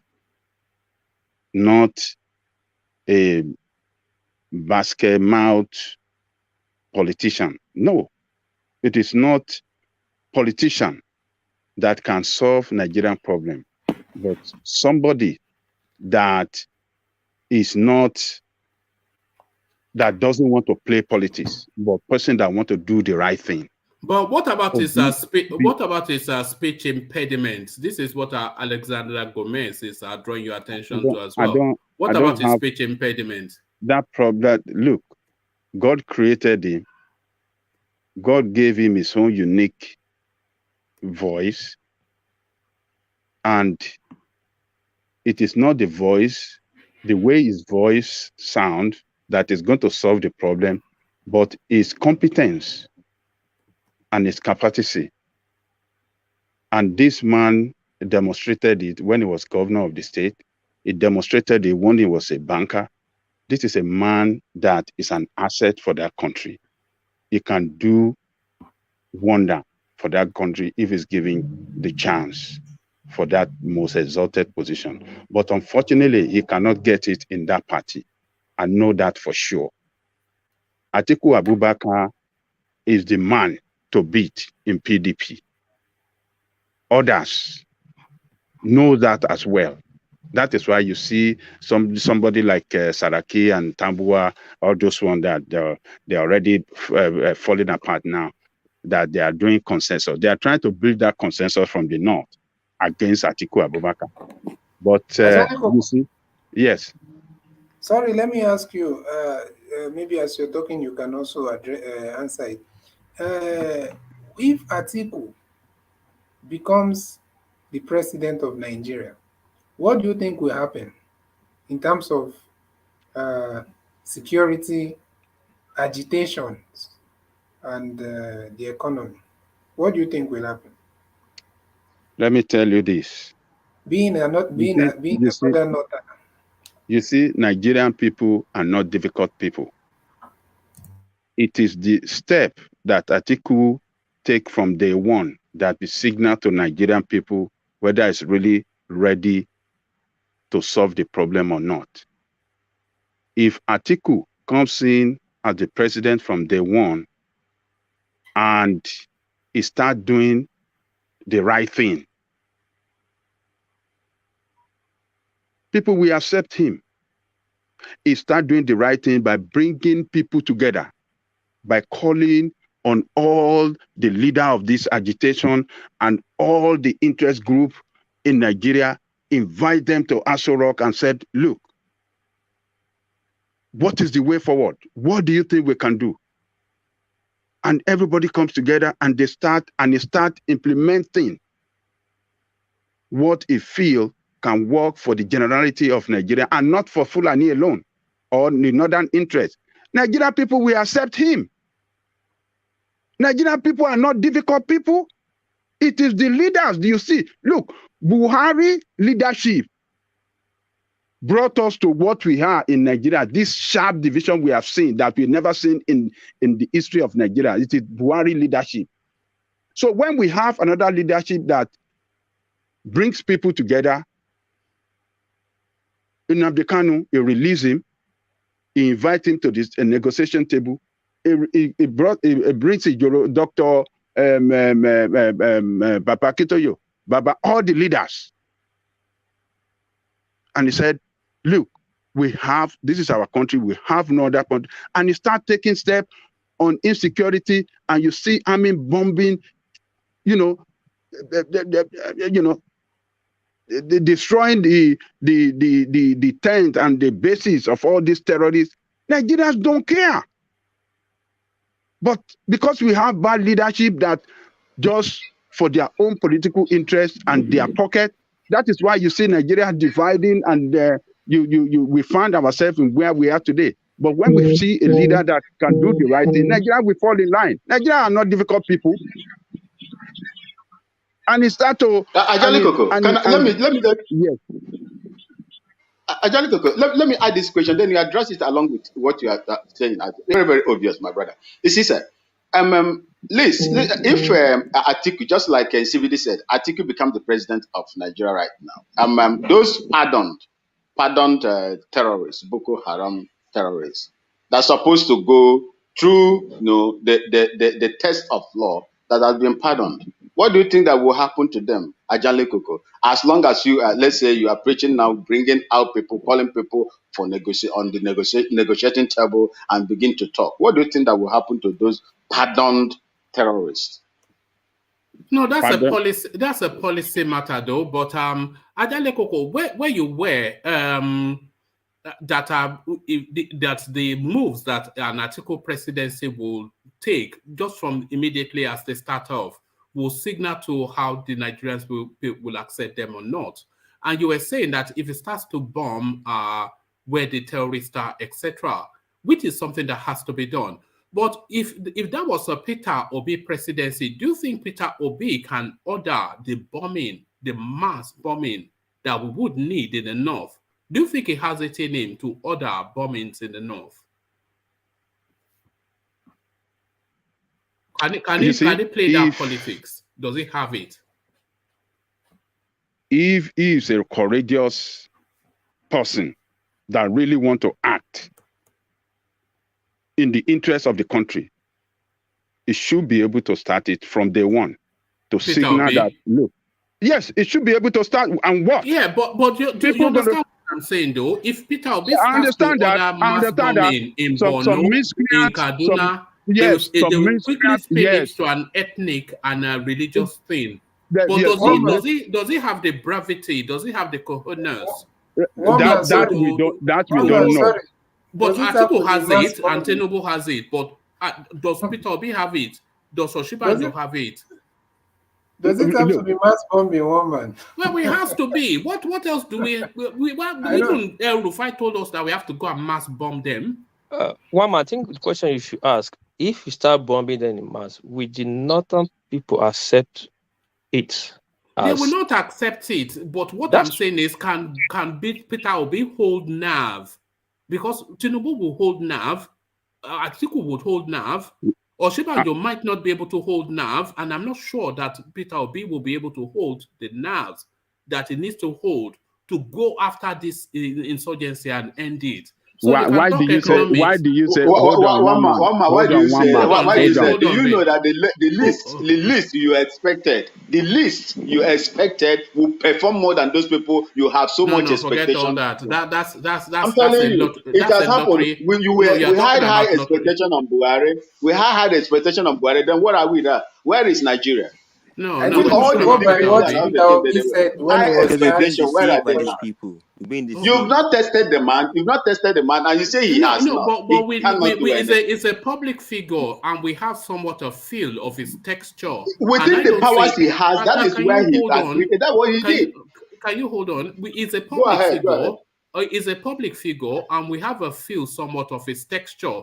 We don't know him in total, but we know him sufficiently to speculate to what he can or cannot do. And I don't see in him the capacity to frontally take on insurgency because of fear of the North, because he'll be too afraid of the North to take the necessary steps, is what I'm saying. Ajele Koko, do you concur with that? Yeah. Look, I don't know how you come to the conclusion that who we hold nerves and we because it's somewhat meek and feeble. It's meek and feeble somewhat. Look, let me tell you this. When Peter Obi governed Anambra State, the politician waged war against Peter Obi from day one because he was pursuing a program, pro-people program, that politician does not like. They waged war against him. He stood his ground, and that was how he governed. So that tells me that he's a man that can stand his ground in. No, but that's a mono-ethnic space now. That's a mono-ethnic space, yeah. Okay, whether you call it mono-ethnic space, you have to look at someone antecedent for you to judge what he can do in the future. So what has Tinubu done? that make you come with that conclusion that he can do it, he can bomb them, he can take the right of? What has he done? No, The Agboro now, the Agboro he brought against Lekki Toge, that is What what has he he has done? done. no, forget all that. What I'm saying, I mean, it's essentially just the public perception of their individual personalities. The public perception of the personality, or my perception, let me not even, my perception of their personalities, I see somebody like Atiku and Tinubu as frontal personalities who have the brevity and the balls to make big decisions. I see somebody like Obi and Oshibanjo, or somebody of people of extreme intellect who will make intellectual decisions which are suited to climates that are suited to intellectual decisions. But Nigeria is not an intellectual decision space. It needs a brevity to push through to allow the intellect to come through. And I don't think they are somebody like Obi or Shibanjo. I don't see in them the balls to make big decisions. No cojones. They don't have the cojones. Well, I cannot speak. No balls. So it's just, it's not just turn by turn now. It's still, we're talking about, it's a big boy job now. It's not. Anyway, But the presidency is different from one state. Wasn't Tinubu brought Buhari in? Well, No, one man. So, hold on, Charles. Just hold on. Hold on. Yeah, go on. Yeah, so sorry, let's hear from World Peace who wanted to come in. Yeah, World Peace you wanted to say. Yeah, presidency is different from state governor. Cleaning Anambra state up is easy, same people. But when you become a president, you are presiding over 300 tribes. And how can you start bombing the North and the North will not target to tribal division? That would so lace it with it. Same thing happened to Jonathan when the Minister of Defense then was Chief of Army Staff was an Igbo man, was winning against the Boko Haram. Buhari came out and said, war against Boko Haram is a war against the North. Because what Buhari is doing today was trying to force on Jonathan at that time. That's why Jonathan have to remove that Army Chief of Staff, because the North were crying that they are killing the North. Now, so imagine Tabi is there now doing those things. Do you think he can hold it? Okay, let me tell you what peace. Let me tell you what. And that is exactly my question. So you understand what I'm saying, and it's a reality. It's a reality as well. It's not reality. It's not reality. You guys are wrong. You guys are wrong, because bombing terrorists is not bombing the North. Okay. That is the only when the North agree they are terrorists. When the North start saying these people are our people, they're not terrorists. What will you not do? Hold on. What you need to do, you need to sack all the chief of staff, all the head of the military, and bring in his own new men that will start the job immediately. All Nigeria, look, politicians, can you just, hello? Sorry. Look, hold on. Okay, so all he need to do is to stand his ground, do the job, and bring peace to that place. Politicians will want to bring confusion from day one. They did it for Obasanjo from day one as well.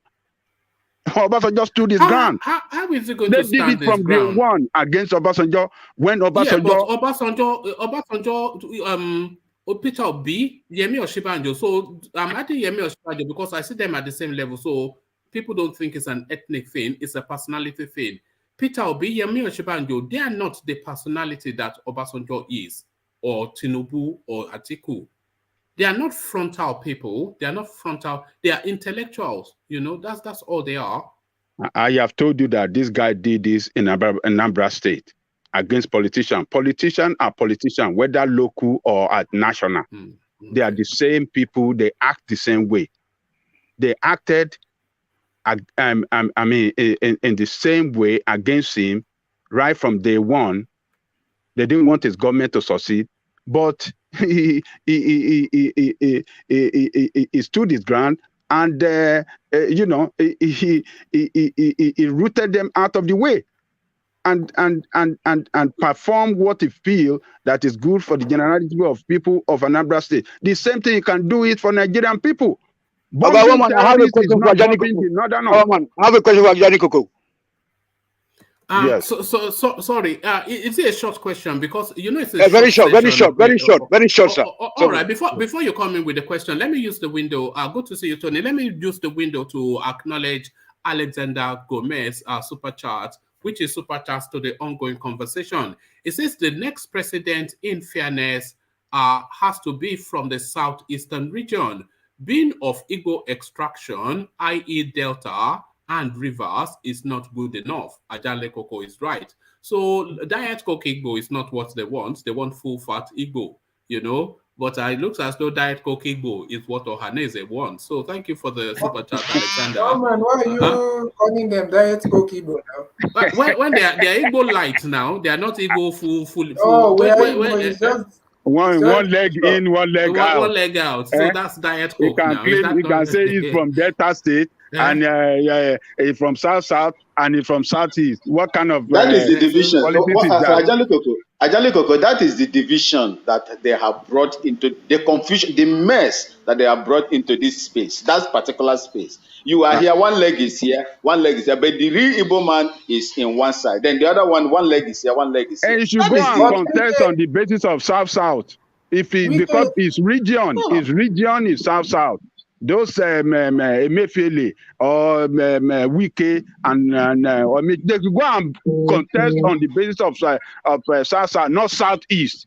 Yes, they are Igbo people. Igbo people cannot denounce them. They are Igbo, but on geographical political scheme of things, they cannot contest on the basis of Southeast. No, they are not qualified to have Southeast position. They can't. As we have Yoruba in Kwara, cannot have a position that is slotted for Southwest. It cannot have it. Though he's a Yoruba man, but he can't have what belongs to Southwest. He's a Yoruba man from North Central. He cannot have what belongs to us in Southwest. That is the way it is. All right, let's take Tony's question. You address it to Ajani Koko, and then I'll go on to World Peace for reasons of time. So, Tony, your question. Okay, can you hear me now? Because my tone is a little bit crazy. Can you hear me, sir? We can hear you perfectly. To the question. Okay, very nice. So, then before the question, the Southeast, the Delta Igbos and the Edo Yorubas and the Kwara Yorubas cannot participate. They cannot take the Southwest slot and the Southeast slot respectively. So these people cannot be. If you are unable to trace your grandparents, your grand ancestors' parents to the eastern part of Nigeria, and then you happen to be an Igbo person in a dope zone or Yoruba zone as Kwara, then forget about it. So that is it, sir. So that's like land grabbing every time that they say that they are claiming to be. So if these Delta Igbos are able to trace their forefathers' village and their forefathers' houses in the southeast, then that makes them to be an Igbo person. Then on my question to Ajani Koko, you know that 95% of the Nigerian army, including the top ranking officers, are members of the Boko Haram. So how are you going to stand your ground against them? Thank you, sir. Leaving the Boko Haram aside, that's the point that Tony is putting to you is exactly the point that I am making as well. The good 70-80% of Nigerian security forces, they are from the north. So how is he able to stand his ground? He has to bend to them as Jonathan bends to them. No, let me tell you this. Even though they are northerner, we have, military. Even though they are northerner, we have many in the military that still want to serve their fatherland conscientiously. They don't want to serve on the basis of tribe or anything, but to do the job the way they are trained to do the job. So those are the people that they have to fish out, put them in the front to lead and do the job for them. They can still do it. This guy, the Atahiru, or what do you call this guy? The one that was killed in plane crash. That guy actually wanted to do the job, but he was killed. They killed him. Contradiction. No, Because you said that they killed that guy. So who is going to come out again? Who is going to rear his ugly head to come and confront this so-called Kaba, this colonial master you guys refer to, otherwise known as Kaba? Do you know why Tony, they let succeeded? Ajan Lekoko address that, and then Okay. once Ajan Lekoko addresses that, I want Alright, to move. So just hold on. I want to move on to world peace. It's only because it's a very short session this afternoon about Do you yes, know? Ajan Do you Lekoko. know why they succeeded in killing that Hatayuru guy? Because you have a president in place that does not want to do the job. So he allowed the pro what do you call it? Pro terrorists within the military to have their way. But if you have a president that is leading in the fight and he got himself surrounded with military officers that from their heart they want to do the fight, they want to do the job as well, they will succeed. They will succeed. So Peter Obi, I believe he is a gentleman, but when it comes to doing the right thing, something that is good for the national interest of that country, he will stand up and do it if he's given power. I've seen him do that when he run Anambra State, and I believe he can do it again. What matters most is to eliminate these criminals that are killing our people all over the north. That is what matters. No sympathy should be given to terrorists. No sympathy. No sympathy. They are northerners. Yes. Are they even good for the northern people? Are they not killing other people? So those people, when they are killed, you want to say some politician will come up and said, "Oh, they are killing northerners." Okay, what have they been doing? Are these people not killing northerners already? I think World Peace or Tony just pointed to you that when Goodluck Jonathan went after them aggressively, Buhari famously said an attack against them is that the North was essentially being attacked, and that was a dangerous statement by politicians. That is where politicians act, and him, because he was looking for second time. Jonathan wasn't able to manage that space because Jonathan was looking for second time desperately, and he think will Obi be able to manage that narrative? Will he be able to? Does he have it in him? Because once he's given the power as the president of Nigeria, they give him the power to secure Nigeria. Look, number one responsibility of every government is the security of life and property. That is number one. Then number two is, welfare of the people. So where are the nation Nigeria have failed in these two respects? They failed to secure the people. They failed to give, the welfare of the people. We know that, but if the nation, he will do it. If the nation give him that power to do it. You see that in him? Do you see that in him? I see it in him. I see it in him. As somebody that's able to make big decisions. He will make a big decision. He will make a big. I see that in that guy. It's an upright man. He's not a shaky man when it comes to standing his ground.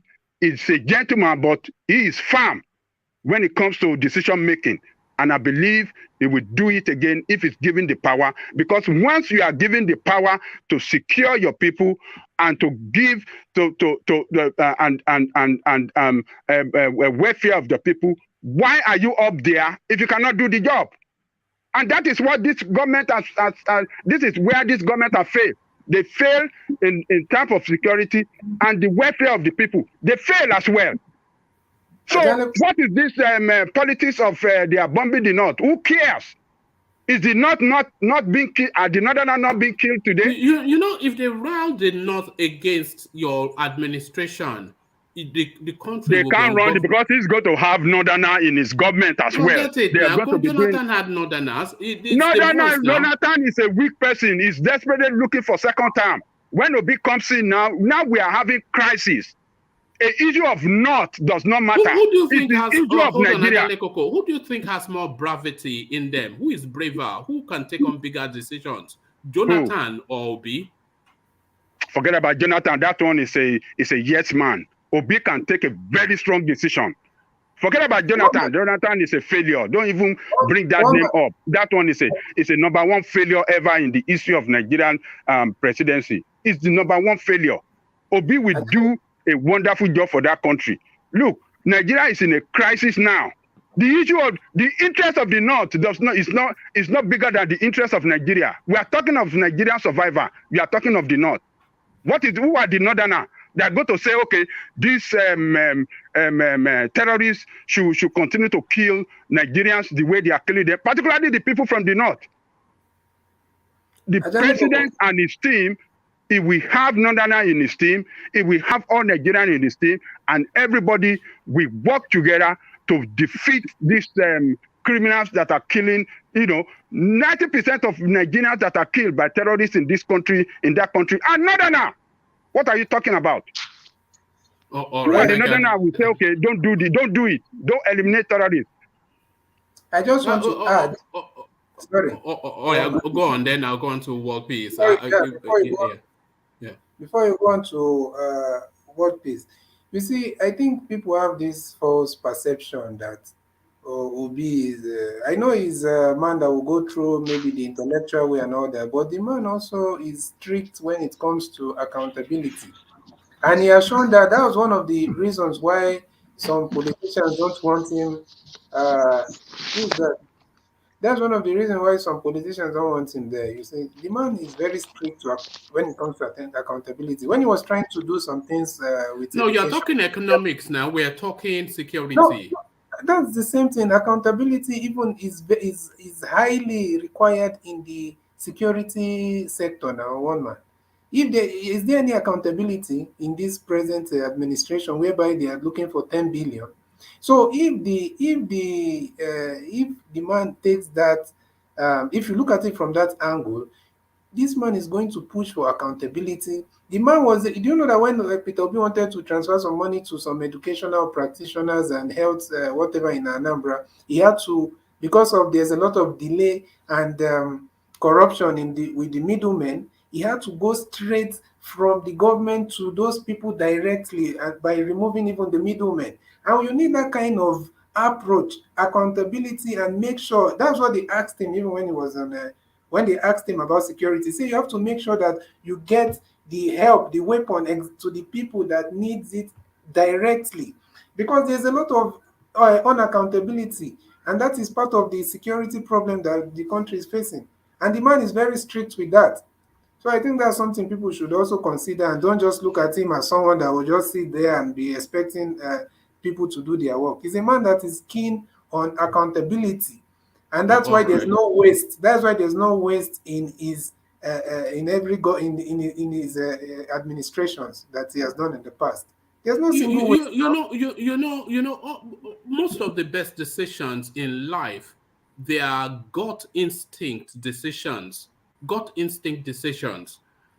somebody like Atiku, I think he can make a gut instinct decision, Tinubu as well. But somebody like Ochibanjo, somebody like Obi, they will only ever make considered decisions. But Nigeria, I'm not sure that these people are the best fit. But thank you, Sebit. Let me go on to world peace. World peace, are you still there? Yes, I'm here. All right, brilliant. All right, thank you, world peace. Let me take you, world peace, then to this talking space. This is Senator Shehu Sani speaking. Shehu Sani reveals only way a southerner will succeed Buhari, and this is what Shehu Sani says. It says our power will shift to the south only if the candidates of the two main political parties are picked from the south. So that is what Shehu Sani is saying. So how would you respond to that, world peace? Yeah, thank you. I think I spoke about this before, like 2 days ago in this section. Like at the end of the day, my own opinion, I think the two people that will be on the ballot will be the two South people, PDP and APC. Yes, the only way power can really come to the South if PDP and APC pick people from maybe South region or South region, which is West, East, or South. That's the only way the power can come, because the way the politics is right now, the way it's structured right now, they not have the power, the voting power right now. We could say anything we like. We could say it from our emotions, But at the end of the day, the reality is they not have the voting power to decide 2023, and they are making good use of it. What Sheikh Sani said is true. And we're supposed to come together now and try to work on that so the power can come to the South. You know, I agree, and I think it will be political naivety to disagree that if you do it one-on-one and voting along ethnic lines, the North will always edge it. Do you think Nigeria should actually have a proportional representation sort of politics rather than majority carries the vote?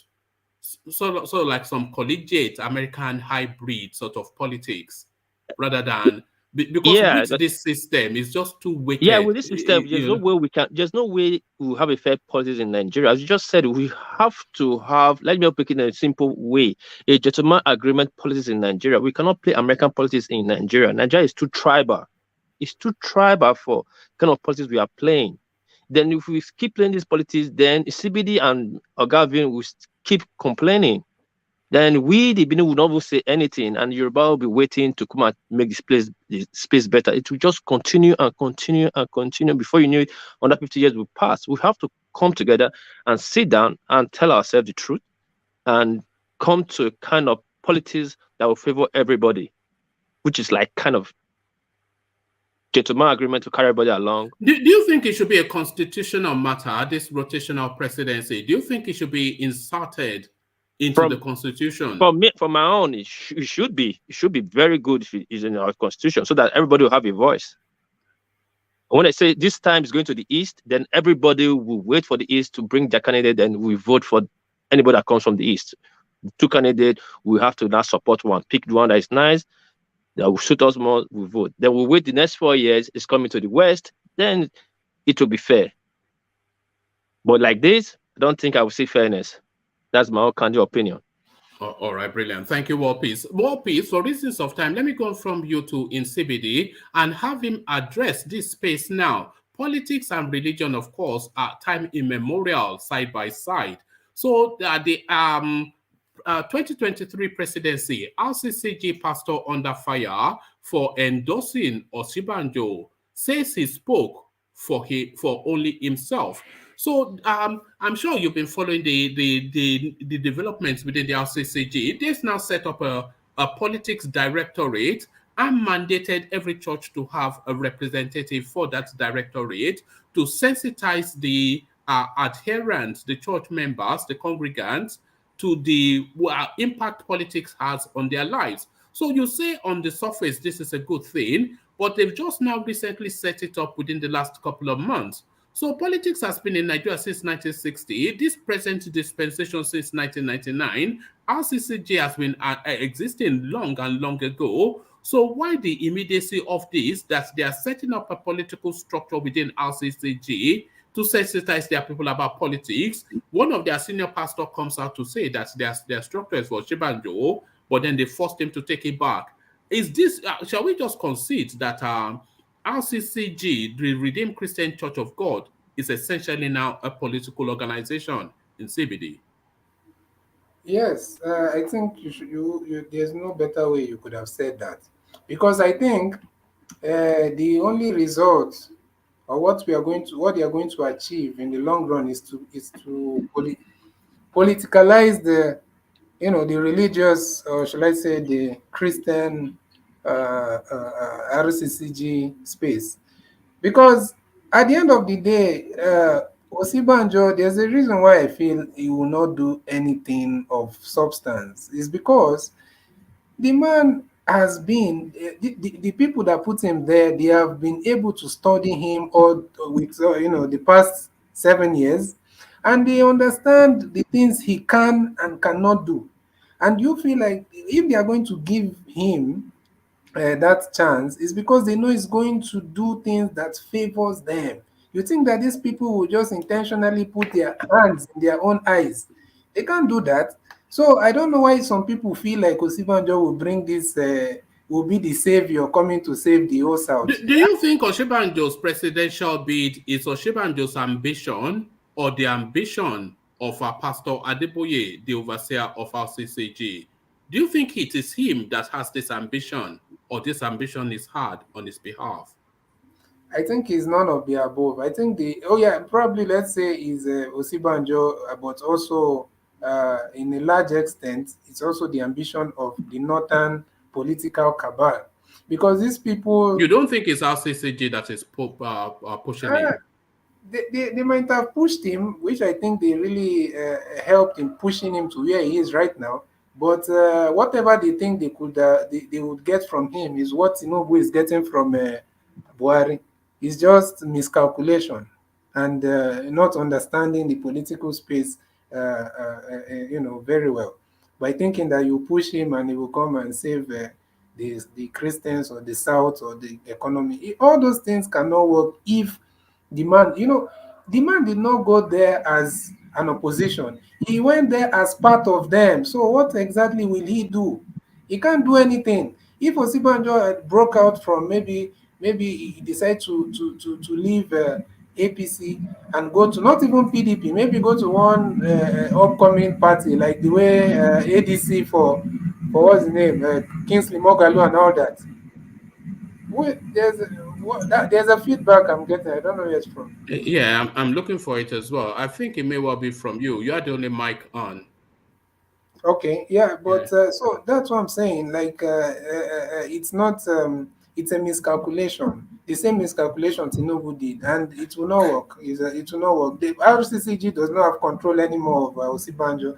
The only person that can use each other now is Osibanjo can use RCCG right now. So they can RCCG cannot control him, to be honest. And Osibanjo is not representing them. Neither is he representing the largest interest of the South. There's no way we'll represent the large interest of the South because, like I said, the North cannot put their hands in their own eyes. All right. And you don't think the North will control Obi if he becomes president? The North will not control Obi that much because the North right now, PDP is not what it is back then in the North. His party is a totally different party. It's coming from the opposition, and that also counts. That's something very important, Yeah, so it's coming from the opposition. So I don't think they will control him. All right, thank you. So, in CBD, let me go on to Vin just to make sure I touch as many of the voices as we have before we round But you off. know, ask us about Wike and his Ipob issues. So I think you No, know. that's what I was going to put to Vin. Yeah. But But let me let me put it to Vin, and then you can chime in. Okay. So Vin, are you there?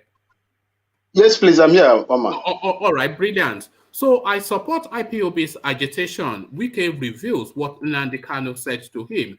So there's this belief now that people from the South are trying to egofy or try to accentuate their ego-ness for reasons of that real strong clamor for our Southeastern president. So Wike, of course, not far from that space, wanting to re-echo his ego-ness. So let me bring you what he said. I support the agitation in the Southeast, whether anybody likes it or not, I do. We should sit down at a round table and discuss it. But again, what do I do wrong when you have not gone to say bomb everything? I am a governor and you are telling me what has never happened and I should accept. Do you need to kill everybody in my area simply for me to say I am with you? And I say, no, I won't do that. So I think that might well be in response to a question. He added that there was a time Nnamdi Kanu praised him, adding that the group was not a threat to him. Why will they be a threat to me? It is because of the division in this country today that we have never had this country being so divided. There came a time IPOB was singing praises about Wike. This Nnamdi Kanu was singing praises that Wike is our son. So Wike is our son. Wike supports IPOB's agitation, and then the narrative then that the Igbos are being played somewhat by the South, who are re-echoing their Ifeanyi Chukwu Amechi, they are suddenly now wearing the red cap and igbofying themselves to tap into that now currency of our Eastern president. So what are you then making of this love for the Ipob that Wike has just discovered? You see, one man, thank you so much for this opportunity, and good afternoon to everybody on the platform. You see, when I always maintain in this platform that Nigerian politicians and the elites, they practice what I call politics of convenience. That is what they do. When they feel that they are going to get something from you, they are at advantage to get something from you, and you are in the position to give it to them, they begin to gravitate towards you. They will not even, remember what they said in the past. For Wike to come out to say, me, when you look at me and what the history of the Igbos and the Ikweres, I will still tell you that the Ikweres are part of the Igbos. That is what I will tell you. I don't care what anybody says about it. Especially, how can you tell me that you speak the same language? If an Ikwere man speaks here right now, my mother is from Abia State. I will listen. It is just the tonation in the language. That is the difference. Whatever they call is what Igbos in the hinterland calls. You see, and somebody will wake up because of the state. How they gerrymandered most of these things, and carve them out and give them to further divide them. That is also someone will come from there and tell you. For me, what he said, I'm not enthused. One man, with this kind of his comments and so on and so forth, because he killed them, a lot of them. He killed them. They did not attack him. He killed them. Their bodies were flowing in a river, in an Obibo river. He slaughtered them. And they were clapping for him. Oh, Wike has done the big thing. And that was the time they gave him the little Hitler. He slaughtered them. So coming now to come and try to do as if he's pacifying them, he wants to talk, because election is coming. It's just it's nonsensical to me, and I don't quite believe in all the things he said there. Thank you. Oh, are you noticing, Vin, the obvious scam that the South is playing on the Southeast? Because if you are not noticing it, a lot of people are noticing it. This is a public analyst, Wale Adegoke. A public analyst, Wale Adegoke, while speaking on the chances of the Southeast winning the ticket, said the region needs to work very hard so they won't lose out in 2023. Let me just bring you to the paragraph. It says, hence you see South politicians emphasizing their Igbo or Igbo-related names, Amechi, Ifeanyichukwu, etc., all in a bid to create a shade of Igbo-ness in them to assuage the agitation in Igbo land. Unfortunately, some Igbos from the Southeast are even falling for that scam. So there's a scam in play, clearly, patently. Everybody has noticed it, but I wonder if the Southeast have noticed it as well. So the Igbofication of the South politician now to tap into that now currency of presidential to the Southeast. Currency, billions of currency. That is what he is trying to tap into. Look, let me tell you one thing. I just want to be plain here. I don't see it happening. If any other person from the Igbo hinterland are playing, they are dancing to the tune of what they. I saw one, the former Masov, the one that Nnamdi Kanu's boss before Nnamdi Kanu left him, was Rike, canvassing for Saraki. Is it? Yahya Bello. And you see that the same man will sit down and say the Igbos are marginalized. The same man, what brought him to begin to campaign for Masop?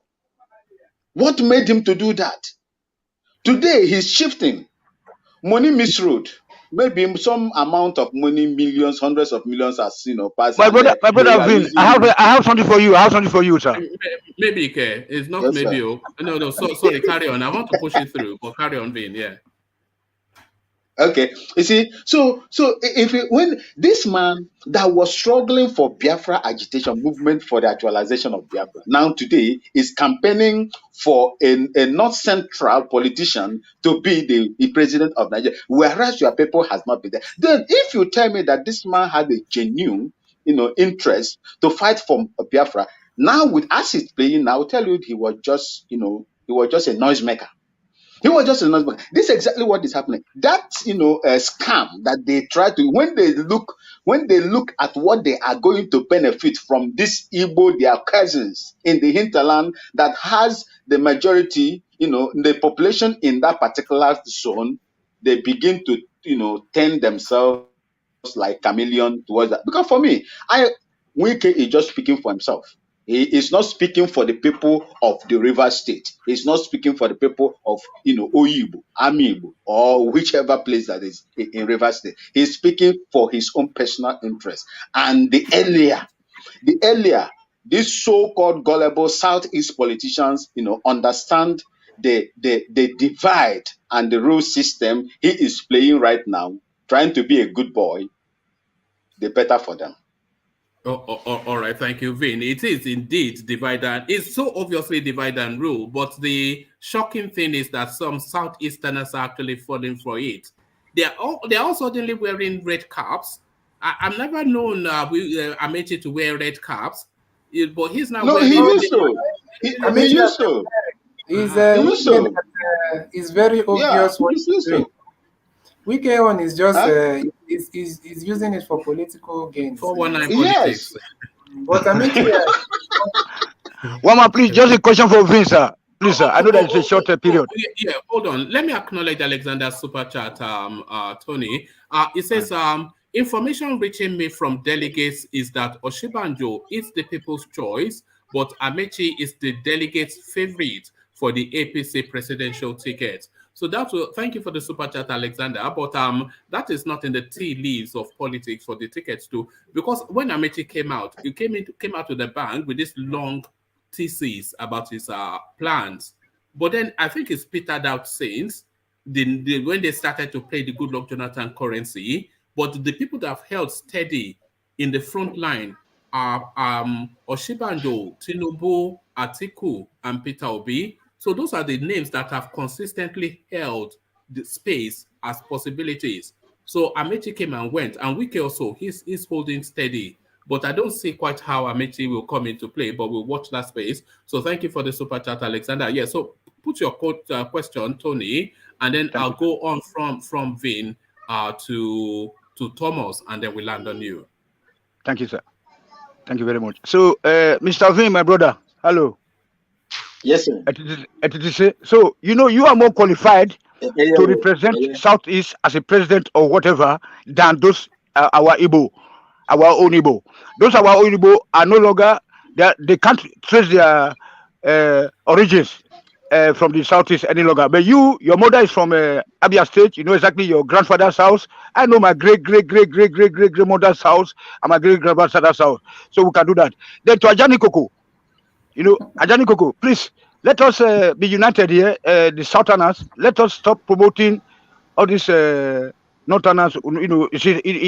However golden they might be, they might seem like, because they are very dangerous. I believe so. One man show all this time now. When I was not on the show, I see how he has been working hard. I really say, oh, thank you very much, one man, because I see that you have been dealing with the political situation. Like without me coming out to be be castigated that I'm a certain promoter or whatever, or bigot or certain bigot that I want to tear the country apart. You can see that things are not working. Then this guy work peace. Do you know that when Ajani Koko is always say that it is not that are suffering? It's a big lie. The Edo people are dying. Delta people are dying. Is what peace still there? Tony? Everybody is dying. Yesterday, how many people that were killing Benin? Every day, this Hausa Fulani, they are killing our people. But Ajani Koko is always say here that only the Northerners that are feeling the pain. That's it, sir. Thank you. All right, thank you. That wasn't so much. Go on now. Address that, Avin. Okay, so you see, for me, it is uncle, my brother Thomas. It is very, very sad that people were to. It's just like in your father's house or in my father's house. I wake up the following morning. I just see that part of my house is at the other bank or the other side with a different name, and this side a different name. You know, it gives you that feeling that the divide and rule is just unfortunate that these people are made to believe that same narrative that No, you Igbos didn't are address there it. to We are talking dominate about them. And those this is Igbos that are in Ikwere. Are they, we know, were they no, no, able to I'm trace their coming. I'm forefathers' house to Onitsha, of to course. Enugu, See, to Okigwe? see, They cannot. see. It is the other way around. In fact, there will say, well, I don't know, but most But sorry, of Vin. our people, Sorry, uh, Vin. there is what we call there is what we call Igbo Ukwu. In Igbo language, there is what they call Igbo Ukwu and Igbo Nta. When you look at the history of Igbo Ukwu, that Igbo Ukwu is in Asaba. That is where you have the big Igbo, the big Igbo, and the small Igbo is in Oka Anambra. That is how it is.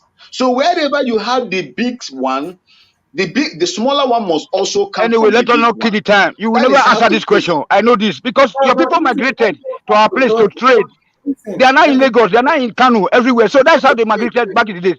If they're able to wait, trace their forefathers' house in Onitsha, in Okigwe, tell me you are going too much. You are talking too much. let me tell you this, Tony. When it comes Yes, to the Igbos in Ikwere and yes. in Anyoma, those people, they did not, that is where they are from.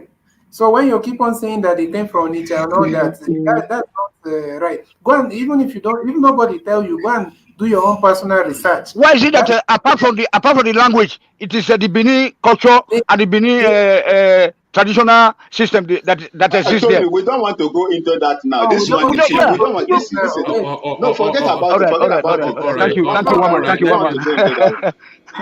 all right. The history of Nigeria is just so convoluted. I don't know, man. That space, you know, when we enter that space, that's just 2 hours solid. We spent 2 hours on it, and we are no wiser when we came in than 2 hours later. It's even more. We are even more confused. No, according to my grandma in 1802, the queries and the something. No, that is not true. According to there's always an according to. The There's always Iquiris an are from Port according to. Harcourt. Eh? The Iquiris are from Port No, Harcourt. Tony shouldn't have bring Eh? this issue Wait, here. No, you know, you just see, a No. minute. You this is can, not you are this is qualified, no my way. friend. I Only didn't, you are my brother now. I saw you are One qualified, man, but the people in Delta one man, State can I and River State, respond they to cannot. Tony? 1 What is minute. happening? I'm saying the Iquiris are from Port Harcourt. The Anyoma people are from there. It's a political divide. It's not like they moved people from one geographical location to the other. They just came and said, okay, these people are part of this and these people are part of this. If they have done it well, those places will still be the same with us. It's a political. Insipidi, listen, One man, can I Insipidi, just respond to Insipidi, Tony? 1 just minute. Yes, let's okay. have land your point, Ajal Vin. We hear Ajale Koko respond, then we round off on Okay, Thomas. you Yeah. see, let me tell what I wanted to tell Tony is this: if he goes back and ask the Eze, that Delta, that Eze in Delta State, the Eze in Delta, he will give you the history. My mother, them, they migrated from there to where they are right now. That is why they call them the big Igbo and the small Igbos.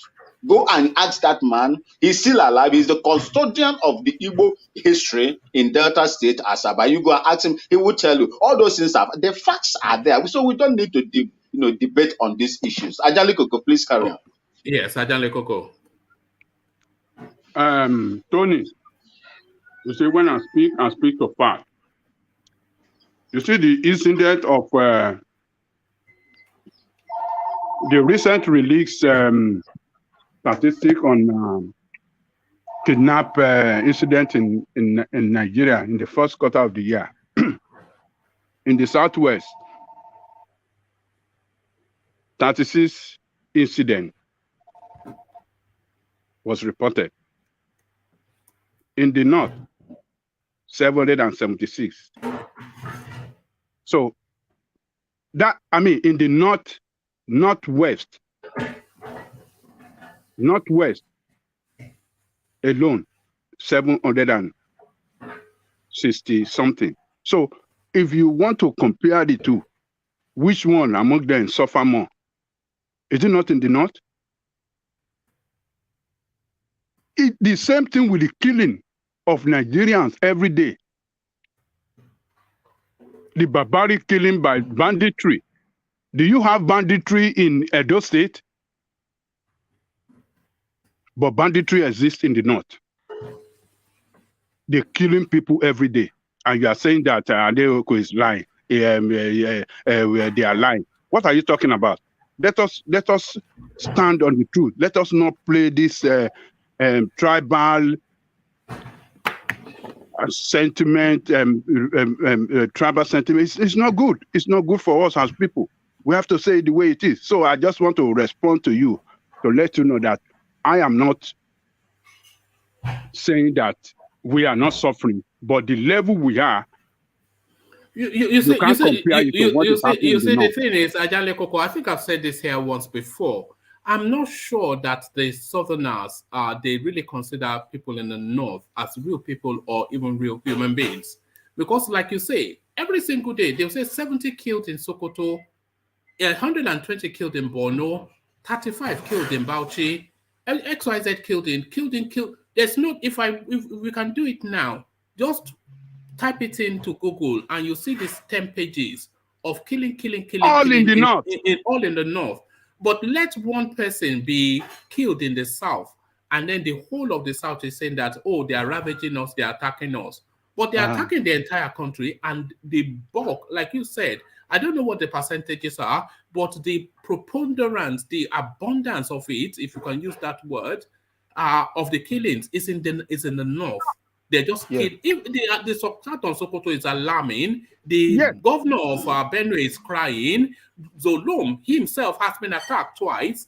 You know, so we can't. But one man, please, sir. You know, I don't want to rush you. Sorry, sir. Look, Ajani Kuko should know that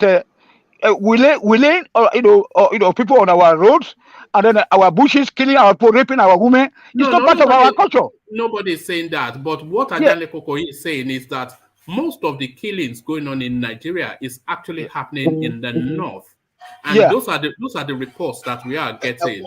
But it's not acceptable. One man. But it is straight to us. It is straight to us. That's not the point that Ajani Koko was making. But let's hear from Vin. So Vin, it is straight to us. Okay. Yeah, Vin, go on. All right. Are you speaking? Thomas. No, Tony. Life, life. Tony, please. Sorry about that. When you talk of the loss of lives in the north, it is humongous. You see, it is now. What happened is this, one man. There is a tactics that is being adopted by these guys, these terrorists in the north. They want to get hold of the north first before they begin to do whatever they want to do.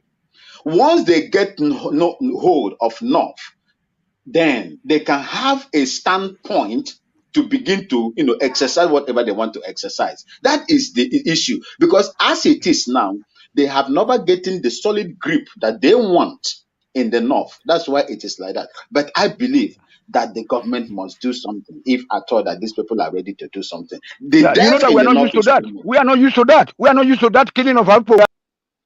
All right, thank you. So let's thank you, Vin. So let's go on from you, Vin, to Thomas, if he's still with us. I doubt if he is. Thomas, I'm here. I'm just listening. One man. I'm here. All right, brilliant. Thank you, Thomas. So Thomas, let me then take you to the space. Speak to this thing that they want. They are saying they're still giving consideration to Peter Obi being Atiku's vice president. So Isibidi was saying that they are only making that statement to put that as an idea into people's consciousness, but that is an idea that has never really left a lot of people's consciousness, because a lot of people, for all of the push, and they are doing an excellent job to try and rebrand Peter Obi as an alpha person, But for all of that, a lot of people still see Peter Obi as somewhat a vice to somebody that supervises him. So what are you making of this thing then that they are saying that Peter Obi to be the vice president for Atiku? And is it still the right choice? Should they jettison him for Wike? All of that, Thomas. One man, it's as if all these people are listening to us every time. We normally say here every time that Obi is a vice president slot. No, he's not going for any presidency. I thought he's just marking his register to beckon with his brother. Thomas, with his it's not we always say it, or say some of us say it, not we always say it. Me, I'm not part of people that is saying. No worries, you can exclude yourself, but I take that position. Yes. You just make it that way. Say for you, not we. If you do with that, it's collective. For me,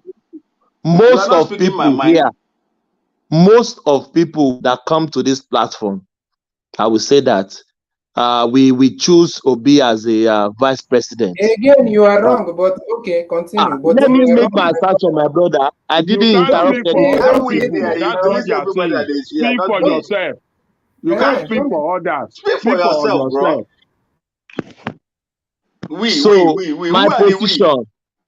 My position is Peter Obi. No one is looking for like he's a president candidate over there. And you can see as well, for him to participate in Atiku's declaration, he was there. People ask him, you want to vie for the same office? Your former boss that you ran with the other time is declaring you are vying for the same office, and you are there. You know his answer. He said, "Oh, it's my brother. It doesn't mean that I can't be there when he's declaring for his presidency, even though I'm aspire as well to be there. So if you want to be there, be there. If you don't be there, stay in your lane." But to me, it's just marking his register. That is my opinion. It's just marking a register to tell people that I'm still available if you want to pick me as your vice. He knows that he can't win the ticket, the PDP ticket. He can't win the ticket for PDP. It's just marking that register. That is my opinion. Since everybody is throwing tomato on me now, that I should not speak for them. Yeah. So my opinion. But do you think even they should still pick him? Because there's an argument to say that Peter Obi is a busted flush. He has no real electoral value on a presidential ticket. And Wike would give them a stronger chance if they picked him as vice instead of Atiku. So would you say that even that vice presidential slot is too big for him? No, they can't pick him this time around again. That to me, Atiku will not even pick him this time around. It's not only him that is there in that space. Wike is there. So many Easterner are there. So they will not pick him. Atiku will not pick him this time around. And I will tell you for free. Osinbajo will never contest. And Osinbajo came on board. You are always my brother, that is my opinion. He said, "Oh, God no born Osinbajo well. He will never declare for presidency." This is what you are saying again. I am telling you, you will be proved wrong again. You will see Obi if Atiku is the one that is the nominee of the party. Obi will be his vice president. Go and mark it. We have limited time. Let's gather in the evening. Don't worry about the time. I'm just telling you that your prediction always never come true. It's always a prediction is just like all these false pastors now. One man. Let me finish my statement, my brother. Okay, go on. Don't run away. Don't run away. When that time comes, don't run away. I never run away. So to me, if even I will say this one man, Obi stand as a disadvantage last election for Atiku. A lot of people felt that he did not bring any electoral value to Atiku's campaign in 2019. Even Atiku's camp said so. They said he didn't bring money and he didn't bring value. It didn't bring value. So what are we saying? Because they said can't you read what is happening? You're talking about this Ajale Koko, any suru, Ajale Koko, hold on. One man said this. Is it true or false? PDP camp themselves, Atiku camp, came that this guy doesn't bring any value. The man is stingy, he doesn't bring money, and he doesn't bring value. So where did you read that? Where did Atiku ever say that this guy did not bring value? I don't say Atiku. One man just said it now. I'm not the one that said it. Go and check the statistics here. Thomas, go and check the statistics of the vote of PDP in the southeast and south. You be asking one man. Go and check it before you can be able to make this skewed analysis. One man has left. The southeast is traditionally PDP and more so anti-Buhari. So even if Atiku had picked a chimpanzee as his running mate in 2019, the Southeast will still vote against Buhari. So it wasn't. I'm not sure if Peter Obi was a factor in that election.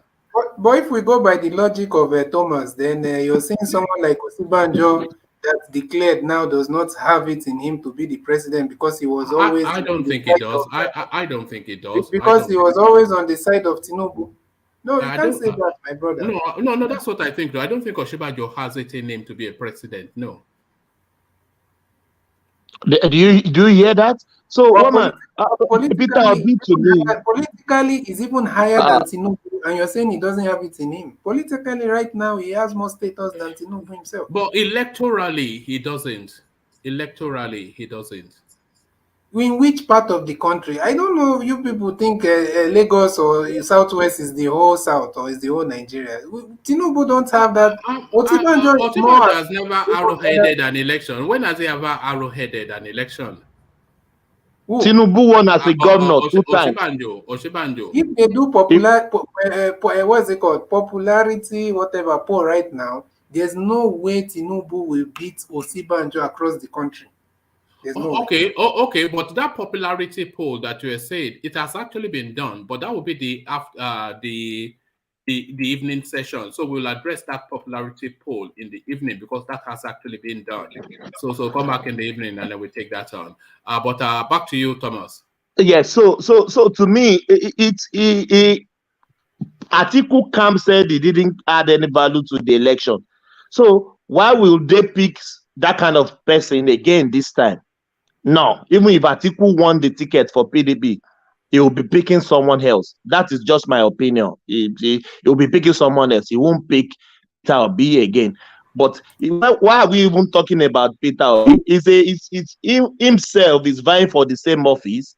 So we are clinching him to Atiku now as the vice. So that means we don't know where he stands. I think this is something you need to address. We say I. Yeah. Say you. We. The we is the political space now. The political space is the political space that is subordinating he is making his personal opinion. He's analyzing. He's making his personal opinion. But one man, everybody has been speaking. I didn't interrupt anybody now. Now I'm having my opinion now. They don't let me speak. One man. No, don't involve us inside because when you address us, you say we. You say we. We say no. Don't say we. Say you. It's your personal opinion, bro. It's a collective noun. So the English speakers are telling us, Adebisi Adedoyin is telling us it's a collective noun. So, yeah, go on. Make your statement, woman. No, I was going to invite in CBD to read this super chat by Alexander Gomez, only because it's in Igbo language and I don't want to butcher the language. So in CBD, Alexander super chats to you. So can you read to us what he's saying to you? Yeah. Okay, but I think the okay, Werewanyo, I know the one he means. I know what he said by Werewanyo, which is take it easy. But Ntamu, Vin, what is Ntamu, please? Take them softly. Take them softly. Yeah, that's Werewanyo is take it easy, but Ntamu. This is Take it CBD easy, self. yes. You know, be original Igbo. No, If you don't Werewanyo. Igbo from, Yeah, now you type your own Wherever Yoruba. Let us you see. Let's see he your own got it Yoruba. right. He Look got at it this right, guy. Ajali Koko. He got it He right. got it right. You see, it's not even He got Igbo. it It's right. diet. It's CBD is diet Igbo. Diet It's Igbo. wherever you. It's not full One them. blood. It's not full I blood. saw one them.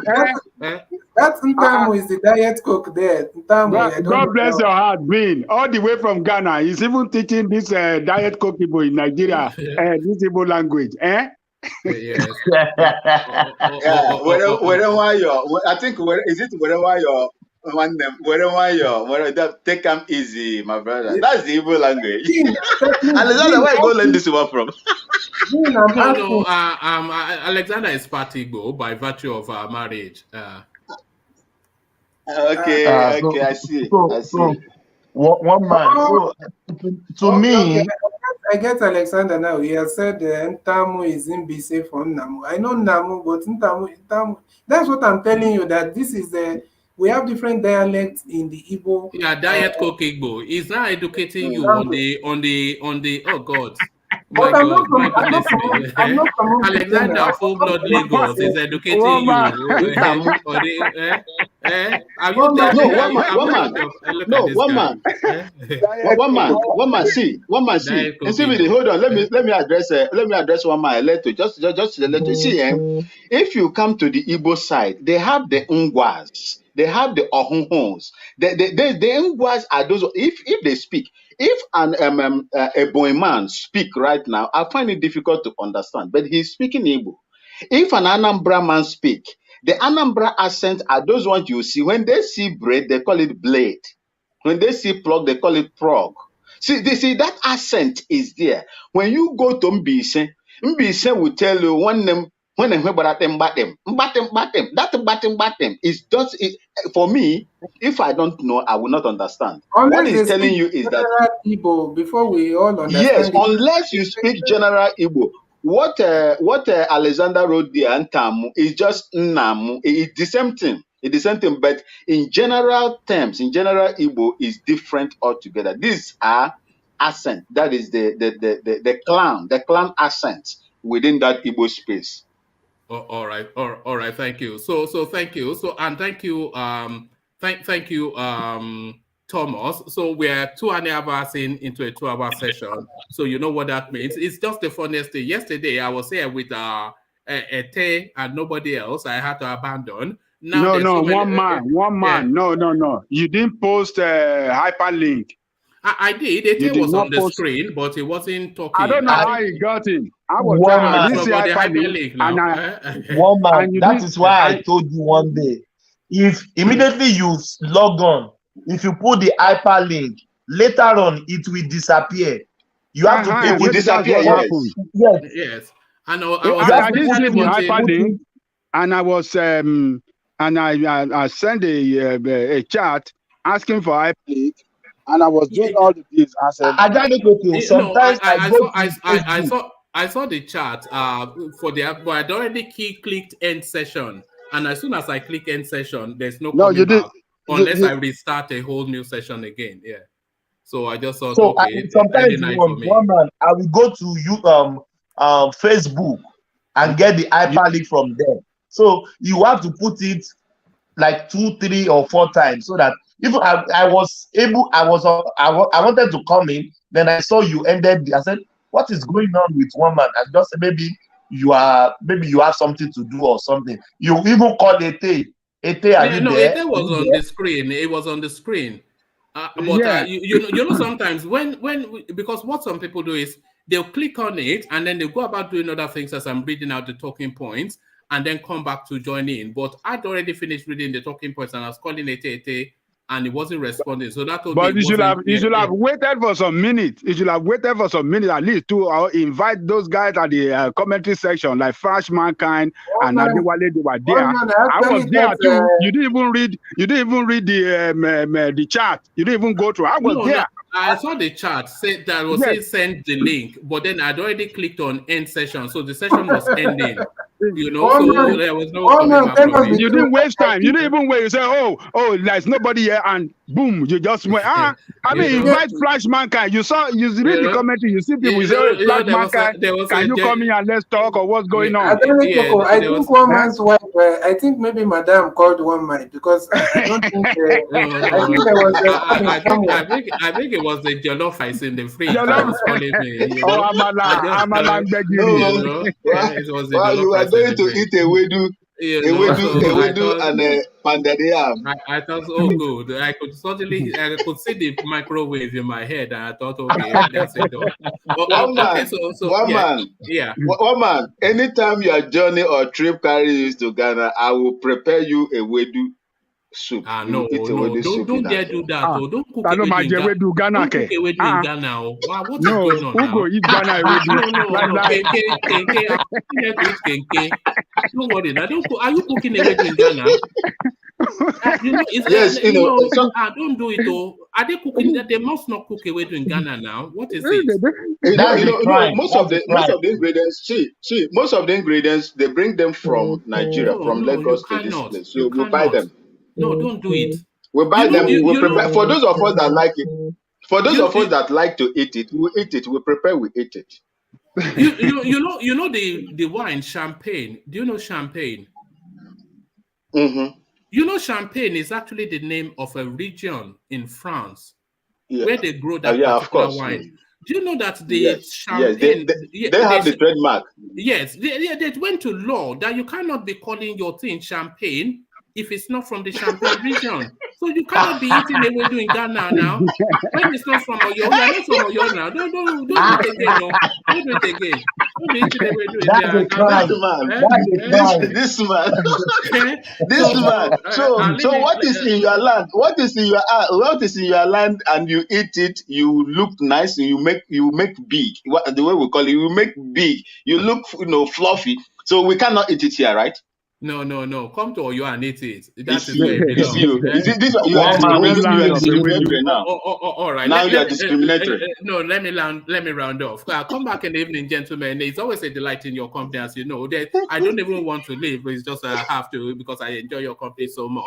Let's leave the final words to Alexander Gomez, who super tasked to celebrate Ajanle Koko. I love Yoruba language, especially when Ajanle Koko speaks it. Yes, the tone of Ajanle Koko, Ajanle Koko has never been defeated on this platform, but the one person that defeats him in that Yoruba tone is Baba Akure. There's nobody that carries the Yoruba tone better than Baba Akure. Baba Akure is